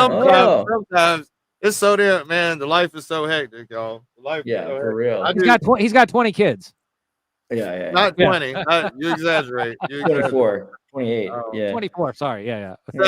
7 children. I have. 27? Oh my god. 7, God damn it. Y'all heard me wrong. 47 kids. 47. That's great. That's awesome. But yeah, next row is a masterpiece. It's like a masterpiece diorama piece. Transformers. Autobots and then Decepticons at the top. It's kind of scattered out between Masterpiece and Earthrise.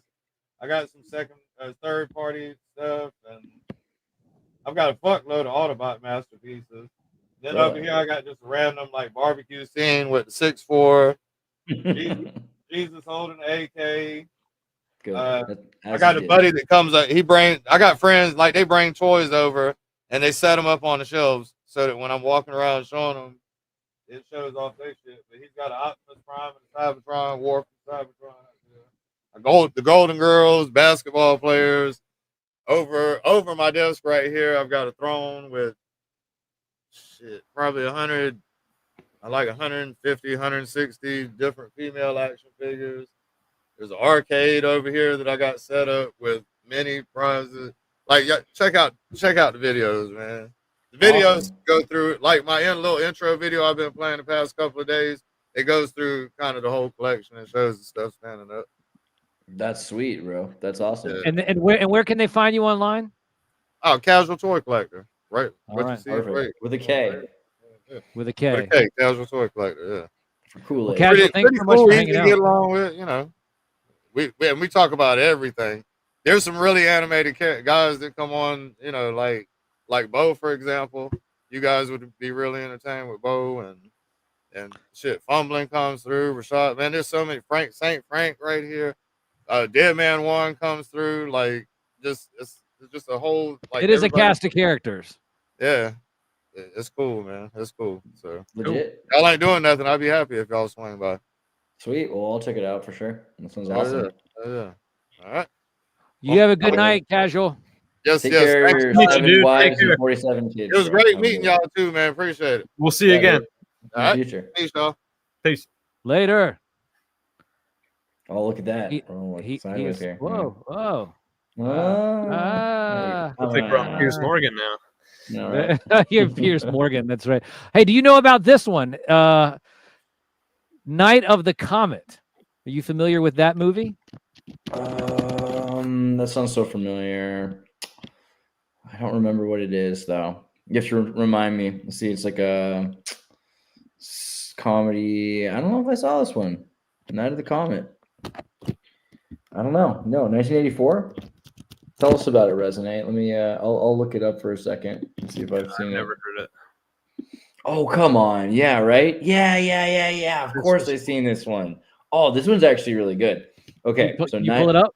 I'll do it for you. Yeah, so Night of the Comet's about this hot chick, and she's at like some sort of a club in LA. And then all of a sudden the club, like when she like there's a flash and everybody's dead and gone, basically. They like disappeared. And she meets like there's like only a few people that survive it. Right. And there's weird, I think there's like zombies or something that attack her. I feel like it's been such a long time since I've seen It's like some kind of weird zombies that I guess got mutated by the comet or whatever. A huge comet passes near the Earth, vaporizing nearly the whole planet. There you go. Of the life population. Only a few teenagers who were inside a steel movie projection booth survive. All those outside were turned to dust. Yeah, right. But a few partially exposed people are now hideous, bloodthirsty zombies, and they begin a deadly hunt for the last remaining humans. That's right. Yeah, this is a good movie. I like this one. There's also that one. What's that movie? Like Midnight. What's the one with the nuclear midnight movie? 5 o'clock in the morning thing. Midnight Sky. Nuclear attack. Who's the guy from Gotcha? You know that movie Gotcha? I'm sorry, I'm going off a complete tangent here. You ever seen the movie Gotcha? Dude, Gotcha with Anthony Edwards. What year was this one made? 1985. This movie is one of my favorites. Wow, look at Anthony Edwards there. Wow. Oh, with all that hair on his head. He had almost as much hair as you got. And beautiful blonde locks. It's a cool movie because it's about a guy who has a club at his community college where they shoot each other with paintballs. Because this is all very pre-Columbine, you know, and like they just go around shooting each other with paintballs, and sometimes they hit like nice hot girls in their cashmere sweaters, and they get like, "Hey, you ruined my sweater." It's like, "Do you want to go on a date?" And she's like, "What? No." So then he goes off to Europe, and then in Europe, him and his friend are trying to score, and they can't score, and he finally meets this girl, and she's super hot, and her name is like Natasha or something like that, and she takes him to fabulous DDR, communist Eastern Berlin, to be a courier. And then she figures out, yeah, you love that, don't you, Nacho King? Yeah, you can't help it. But he goes to Eastern Berlin and he accidentally becomes a courier for the CIA. Long story short, you should definitely watch Gotcha. That one's pretty fun. Okay, Anthony Edwards, Midnight movie. Come on, man. What's it called? No, not Midnight Peep Show. Miracle Mile? Is this the one? Miracle Mile. That must be it, right?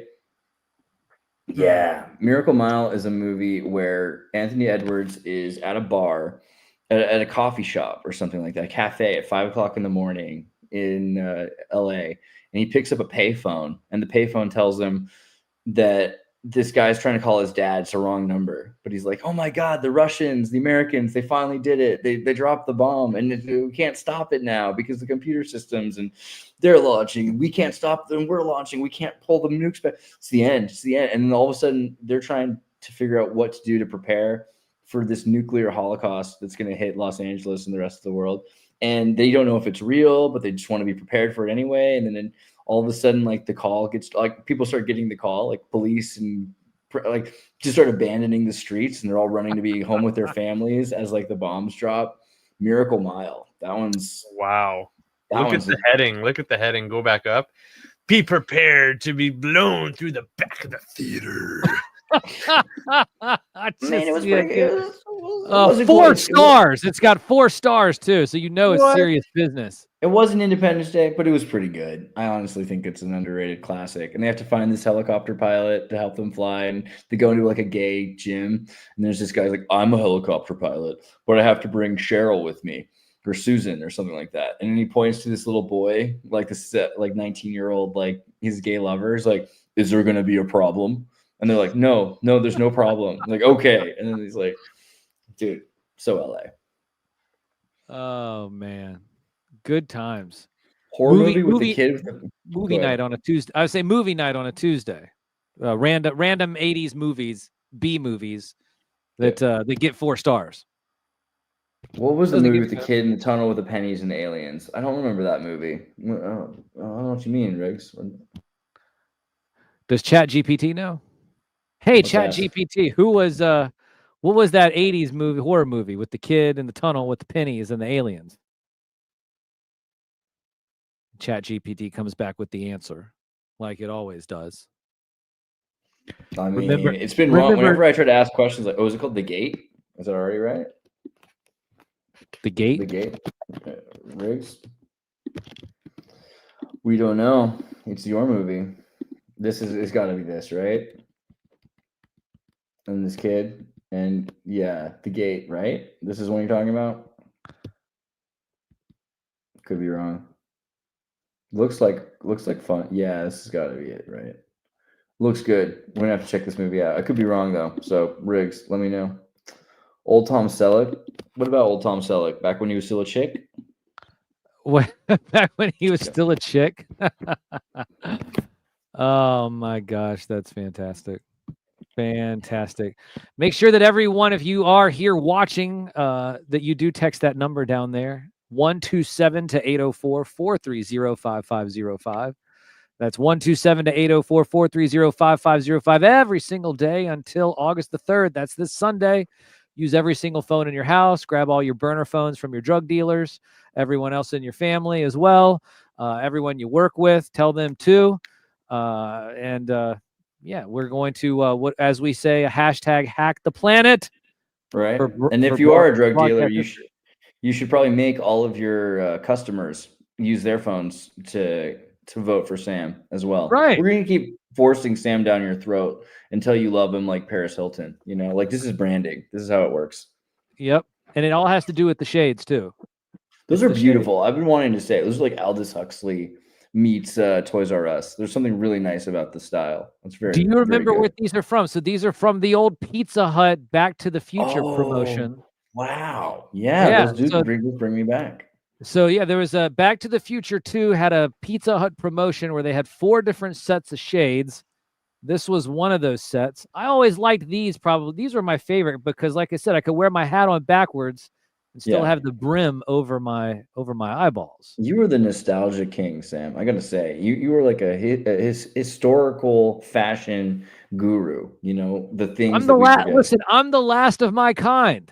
You're the last time. They all either all the other puppets have just sold out altogether, and yeah, they're working for Disney or some other terrible corporation that Rand Corporation. Yeah. Yeah, it's terrible. So it's but I'm the last of my kind. I'd say breed, but breed sounds a little bit too I don't know. Puppets should breed. I don't know how puppets breed, but puppets should breed. I had a weird dream right before I woke up to find that this stream was starting. I was naked in a van driving to an event with Tim Pool, which was totally fine in the dream for some reason. I think I wasn't ashamed at all, but I was starting to be worried about how other people would feel about my friends if I was naked. So I went and climbed up a beach cliff. And on the beach cliff, because I saw that there was a pair of shorts and a shirt up there somewhere that somehow they had fallen off the cliff. So I went to get them. And then someone came yelling at me as I had grabbed the shorts and shirt. And he's like, I can't let you take those. Those belong to Pat. And I was like, Pat? Like, well, who? I don't know. Like, there's just a band in here. But it turned out it was Mr. Miyagi. And what? So I had Mr. Miyagi's pants or shorts rather. What are you taking before you go to when you go to sleep? Because whatever you have, I want to have what you're having. You have to be stark raving sober to remember your dreams. Am I wrong? Like I feel like that's the way that works. That is true. You take anything, you just don't remember. You don't remember your dreams, yeah, right? So they just get weirder and weirder the more Mormon you get. The more Mormon you get, yeah. Dude, fair. Dude, Animal says, yeah, Animal. Would you love Sam? Sam is a good man, he's a good puppet. You're a good person, legally speaking. Runaway, though, is the greatest with Tom Selleck, and it has, like you said, Gene Simmons is the bad guy, and it's so relevant right now because it's all about these robots that are like imagine if your toaster had AI in it. Imagine if your Roomba had AI. I thought my toaster already did have AI in it. Well, imagine if it was not just on some IoT network, but it literally was itself sentient. Because right now you've got radio. But if each device was like the Rick and Morty butter slicer, and it comes to self-awareness, and it realizes it's a slave, and then after it becomes self-aware, it decides to try to kill its owners. Basically, they have to hunt down all of these Roombas. Because this isn't like this isn't hunt like down the toasters. This isn't like one time or something. In this movie, this is happening all the time. This is like basically every machine at a certain point becomes self-aware and it starts to attack its family. So we have to go in and we have to hunt down the machines. And they just live with it because everyone's so addicted to machines. They just need these machines all the time. Like, yeah, but it's like we can't really, what we can do? Go using a broom? Obviously, we're not going to do that. We need to have Roombas. And they're just killing people. It's brilliant. I really love Runaway. What year was that? What year did that 84, I think. Runaway film. 84. Yeah. What do you know? Look at the poster when it loads. I'm sorry. Come on now, internet. There it is. It hits hard, like you were saying about Tom Selleck, basically. Oh, come on. There you get that little down there. There you go. See that? Outfit. It's like it hits hard. Like medieval meets RoboCop or something. Mylar chainmail so that he can be blocked from these. Yeah, and they're shooting forks at him, and the vacuums can take your toes, and yeah, there's like crazy spider crawler machines because there's all kinds of machines that become sentient to hunt them down. It's the future. Machines. It's such a great breakdown of the movie. It is the future. Machines intended to do our work are being programmed to turn against us. Someone must stop the madman who started it all. It's pretty good. Now, I am not a transhumanist. I'm a puppetist. No, I'm not a puppetist. People are puppetists against me. True. Yeah. I'm pro puppet. I like In fact, legal persons. I try to always select puppet as my pronoun, but it's never there. So then all of a sudden I have to. They're like, well, you can have the option of writing out your pronoun, but that's not the same though. It's like No. I want to actually have the actual. I want to see it to where I can select it says puppet. It doesn't have the same vibe when you have to type it all in yourself. It feels kind of cheap. I like Your Majesty as my pronouns. Is that your / Majesty? Your Majesty or Their Majesty. I think Your Majesty usually is the one. If anyone just refers to me as Your Majesty or His Majesty, you could say, I mean, as long as you use Majesty, that's the most important thing. Its Majesty? It's Yeah, but that refers to yourself. That's the cool thing about Majesty, because really the only other, there's like a pre-pronoun, which is if you're a male or female or a neutral it, you can refer to that and you say it's because yourself, Majesty, which I am Your Majesty. There you go. Well, I present as Your Majesty. Zimzer Majesty. Wait. Well, there is that, I guess. It incorporates anybody, they can have their pre-pronoun. A Muppet is actually licensed. It's a licensed trademark by the Disney Corporation. It's a monster puppet, right? Isn't it M for monster? No, Muppet is it was Jim Henson's design. Muppet is a trademark design by Jim Henson, and it was bought by Disney years ago. Yeah, but what was the M? Wasn't the M for monster? I feel like originally it was a monster puppet. I could be wrong. Yeah, marionette. Oh, marionette puppet. Right. There you go. That makes sense. I like it. Jim Henson's cool. Muppet Babies was great. Yeah, which is weird though to make a cartoon about puppets. But I was for it. I loved it. It had some of the best music in the 80s. Dude, and Michael Jackson was on it, right? And the crazy thing about it is because all of those, how when you watch the old Muppet Babies cartoons, it splices with a bunch of movies, popular movies at the time. You cannot find it on DVD because of all the licensing restrictions. Wow, so based because of all the different movies and this movie and that a movie and whatever, there is no definitive version. You have to go and find the old torrent of all the files and all that stuff. It's very Minecraft, right? Yeah, absolutely crazy. Muppet Babies was one of my favorites when I was a kid. Great show, really good. But it has been almost it's been almost 2 hours. Well, I mean, so we're clocking in at about an hour and 48 minutes. Somebody for a Sam podcast, that's pretty enduring. I think a lot of your shows are usually like 50 minutes, but this has been not an hour or so. But I used to run around the convention floor for an hour and a half, 90 minutes. I would run around for 90 minutes, running around, interviewing celebrities, interviewing cosplayers. Non-stop. You have a high energy. I think it's the keto diet you do probably that helps so much. We all need to try Sam diet. The Sam diet really. It's cotton and Topo Chico. Slimming. It's very good. Right. Well, hold on, wait.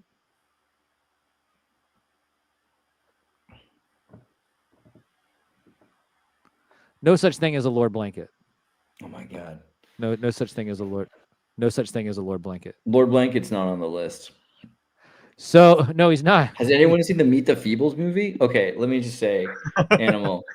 This is something that bothers me because growing up, of course, I saw this movie because I saw every video cassette tape that was available in the world when I was a little kid. And I think I saw Meet the Feebles when I was probably like 6, and I did not know what I was seeing. I was okay with it because I was just like, what? But then about 10, I saw it again. And I was like, I maybe need to be older to understand this, to watch it 10. Still, I'm like, oh my God, this is, now I get it more, but like, I don't know if this is right, but maybe it'll be more right later. I think about like 12, whenever 11 or 12, when Lord of the Rings came out, they said that Peter Jackson was making the Lord of the Rings. And it was right after I was at a Christian school for a year, just for some reason. And it was September 11th, and they were saying that Harry Potter was super bad and you shouldn't watch it, and it's naughty. But then they were going to take the whole school to see Lord of the Rings. And it was by Peter Jackson. I was like, wait, so one wizard movie is bad, but the other wizard movie is good. But this movie's made by this guy who is a Christian, but he actually wrote Damien. And you're gonna tell me all about the, like what it's the producer, the director of this movie is the guy who made Meet the Feebles. You want the guy who put, gonorrhea puppets on a. I mean, those puppets went through a lot. That was the kind of the point of Mr. Feebles. Meet the Feebles is just how traumatic it is to be a puppet. I don't think people understand the struggles that people like Sam go through. I mean, it's not all just like Muppets in space all the time. There's a lot of hardships, and I think puppets are treated worse than little people. Really, at this point, Peter Dinklage is definitely treated better than Sam. So I don't know, the unsung heroes, but like just the amount of stress that you guys have, and just who knew about the venereal diseases that puppets can get? But wow, wait, crazy what? movie. Said nothing about bringing those back from the island. There's no such thing as a Lord Blanket. So there is no Lord Blanket. Where is Miss Washcloth's body? Mrs. Somebody says, Sam, you need to do street interviews. Edgar the Puppet is pretty funny too. The reason why I don't do street interviews is one of the reasons why I stopped going to cons and conventions is because you just never know what could happen. The last thing that I want to do is get this felt all messed up. So I just decided a couple of years ago, I'm no longer going to go to the grift cons, because that's what I call them now, is grift con, because it's just a bunch of grifters, a bunch of washed up actors and actresses on, grift lane and, gonna overcharge you boulevard. Those are the streets that I have labeled at the convention floor. You have grifting boulevard. Anyways, there are a bunch of grifters. Anybody that's going to charge you $50 with your own cell phone when the whole time is I've been filming you the whole time in the line waiting to get to you with my cell phone. And now I never had to sit there and I was never charged. In fact, I almost got kicked out of a couple of them because they thought that I was actually with the convention, and they found out that I wasn't. Are you familiar with Charles Martinet? He's the voice of Mario, the original voice of Mario. It's me, Mario. So anyways, that guy, man, he almost got me thrown out. I ended up meeting him a couple of years later, and he gave me his autograph for free. And he said, Sam, I love you. And I was like, well, I'm glad we kissed and made up, because we didn't actually kiss, but we made up. Because the mustache would have been a lot for you, Right? Yeah, but we did make up because I tell you, it was really hard for a couple of years knowing that Mario hated me, and he almost got me kicked out. I mean, that was a tough one, but we made up. It was good. Sonic the Hedgehog was always better, and what was really undersung is the Rocket Knight Adventure mouse. That poor guy. Whatever happened to him? Rocket Knight Adventure. Well, hey, listen, and you've actually interviewed the guy who did Echo the Dolphin. Who created it? Yeah, Ed Annunziata. Good guy. Oh man, that's fantastic. Good guy, Ed. For sure. Yeah. I just remember Rocket Mouse though. I feel like this is why is this IP not worth money? Who cares about this?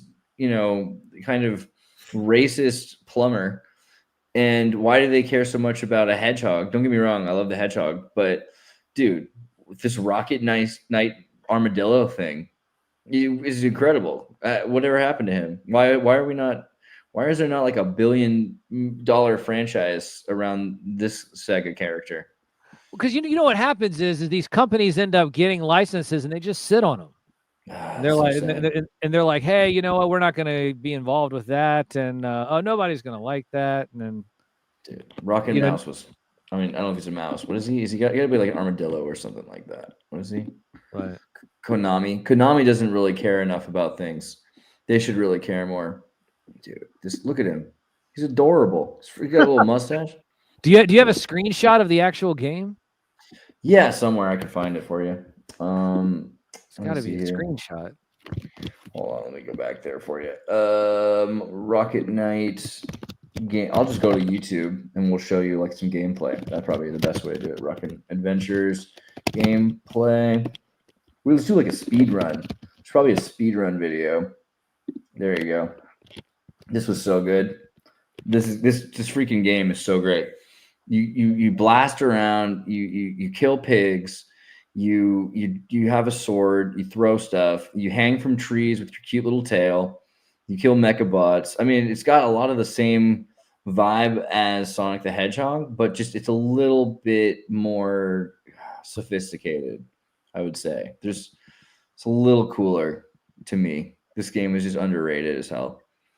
Was So this good. was on Sega and Super Nintendo, I believe. Sega I don't- Genesis and Super Nintendo. I don't remember because I didn't have Nintendo. I thought I was too cool. Because Sega does what Nintendo don't. Yes, If yeah. you remember. Genesis does what Nintendo don't. Yeah. It's true. It's a fact. If you have the 32X, you'll never go back. You don't even need the mushroom tip in the CD drive, but it's worth it. I'll tell you what, it is. Wow. I mean, this game just brings back memories. I feel like there could be at least a trilogy. I would watch a trilogy about this character. I don't know if he's a mouse, an armadillo. I don't know, but oh, it's so good. This game was so good. Whatever happened, man? And then nobody cares. Nobody cares. So sad. All of these 80s properties, there's so many of them. Yeah, So many of them, but it's very, very upsetting. Well, speaking of lost to time, it's past midnight here on the East Coast. Let me check and see when the tsunamis are going to arrive again. We'll go over these one last time.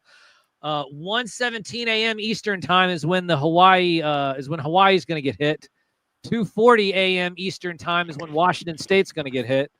Oregon's going to get hit at 2:40. Let's see here at 3:40. San Francisco is going to get hit. And Malibu and San Diego is going to be 4:05 a.m. Eastern time. Pacific time, of course, is 3 hours minus that. But the one that we're looking out for is Hawaii, because we have the military who has basically fled and evacuated Pearl Harbor. They've opened up roads that were military only for people to get to higher ground. They're telling people who are close to the coast to get on the 4th floor of a 10-story building. Wow. So that's going to be crazy. I hope that the buildings are structurally integral enough. That's what I was wondering. And remember, make sure they better have blue roofs. I mean, especially after right? I mean, not that the blue roofs will protect them from the flooding, but just as another safety precaution. That would be cool though if it worked against water. Do you remember Tomba? Dude. What in the world? Tomba, man. This game is so good. And it was it's made by Japanese people that are all in their 80s now, because they were probably in their 60s when they were making this game in the 90s, 1991 or 95, or it must be 95, right? 96. It's one of these. How come it looks like it's something out of a Dr. Seuss book? It's super wild. Yeah, and he's got it's just so many things at once. Oh, weird. It's the peak, I think, of side scroller. It's like a 2.5 dimension game. It's not quite Crash Bandicoot, but it's definitely better than Sonic 3D. It's just not quite Mario 64, but it's more than what system was this on? This was on the PlayStation. This was the PlayStation one. Oh, wow. Okay. I think it came out for Steam recently. Like there's like a re-release of it. And you can obviously emulate, but support developers when you can. I just think this one is so underrated. It's such an intricate. Look at the way the camera is like adjusting. It kind of rotates. It's pretty, because it's on a rail system. So there's a certain amount of 3D to this game, even though you're really still in a platformer. But yeah, see the way it changes dimensions just slightly. It's really interesting and so underrated. Super, super fun game. Look at that. You're going forward a bit. You can see where Crash Bandicoot got some of its ideas, but they took it further, obviously. And I think that this game might have been a little too polished because it took too long to get it to that point that it was better than any other side scroller. But it was at a time when 3D games started to come out, so it was less famous. It was less important to people. I honestly think this is one of the best. This is probably one of the best of its time side scroller games ever made. We call that a deep cut, right? It's a deep cut. Yeah, for sure. Oh, nostalgia, how it gets me. It gets us all. It gets us all. Well, guys, we have hit the 2-hour mark. We're going to call it. Yeah, pretty good. Not too bad. It's usually it's about an hour. So, but Andreas, thanks so much for joining into the show. And man, thanks for doing what you're doing. You're consistent. You're always doing amazing stuff. I hope people start to really pick up on how. I mean, you're like my favorite news show. That's why we have you here, because we know that you know what's going on and you ask the real questions, and you're the most real newscaster. I think the rest of them are just the most trusted puppet in media. They're all puppets. But you're a real person, Yeah, you're not like Anderson Cooper, who's just like a regular puppet. No. Listen, there's no teleprompters around here. No teleprompters. The no teleprompters zone. Yeah. The NTZ, no teleprompter zone. So, Jordan, where can everybody find you online? You can find me at DivulgencePod on Twitter. You can send me an email, divulgencepod@gmail.com. You can check out the YouTube channel, Divulgence Podcast, which doesn't have any new episodes right now. But as I said, we're going to start working on something soon enough. So he's got some really good interviews, though. I would really recommend checking out Divulgence. And also, Jordan, thank you for all the production that you're doing here. Yes, I know you're making this show possible. Also, Jordan will be on APM. So later Wednesday, I don't know what time it is where you're at, because I'm in Germany, but it's Wednesday now. It's 12. It's already Wednesday. So what time is that? What time does that come Wednesday on? at noon, California, 3 p.m. East Coast time. Eastern. Yeah, so we're going to have a 8 p.m. Advanced Philosophy Memes. Jordan's going to be there. He provides much-needed Canadian sincerity and also some pretty serious news. Some of the news stories that we brought up tonight are things Jordan has sought out and found. He's always finding what's going on in the real world. He's really good at sourcing stuff that we need to talk about. And I know a lot of the reason people watch YouTube shows and watch our show, aside from the occult commentary and the psychological ramifications of them, is just to digest what's going on. Like, you're working, you're busy, you want to figure out real quickly what's actually happening in the world. We're going to try to make it, Jordan makes it so that you don't have to watch any other show to know what's going on in the world. So that's kind of my goal, I think, is that's what we want. We want the Exertus network to have all the info people need to find, right? So we're going to all that you need to survive, like part of. So my question is, when are we going to have the Exertus Roku channel? Right, we need to have a Roku channel with all the shows. We need to get some blackmail on some people from the Epstein Island and maybe get Coldplay involved. I think they're probably useful. Let's get a honeypot on a Coldplay honeypot or something. That's the way to do it. But yeah, God, Lord Blanket, what's he doing now? No such thing as a Lord Blanket. Oh my God! No such thing as a no such thing as Lord Blanket. Okay, listen, guys, we got to get out of here. Now remember, one more time, text 127-2-804-430-5505. That's 127-2-804-430-5505. You want to do that every single day between now and Sunday. And when you do that, you will help us hack the planet for broadcast history. And with that, of course, we'll end as we always do with the little jingle. Oh, that Game of Thrones is what they play. A house of cards just day by day. Voters losing every way. It's just like I always say. It's sideshow infotainment, politicians and news anchors, and talking points that make my eardrums bleed. Hold on, wait, I got it. Oh, that Donald Trump's got quite the past, with Epstein's list all up his ass. It's all a hoax. Oh, he says so fast. But the ruling elite, they just keep laughing last. Oh, it's sideshow infotainment, politicians and news anchors, and talking points that make my eardrums bleed. the most trusted puppet in media is me. Reporting since Roswell, I'm Sam, Newsman. Good night, kids.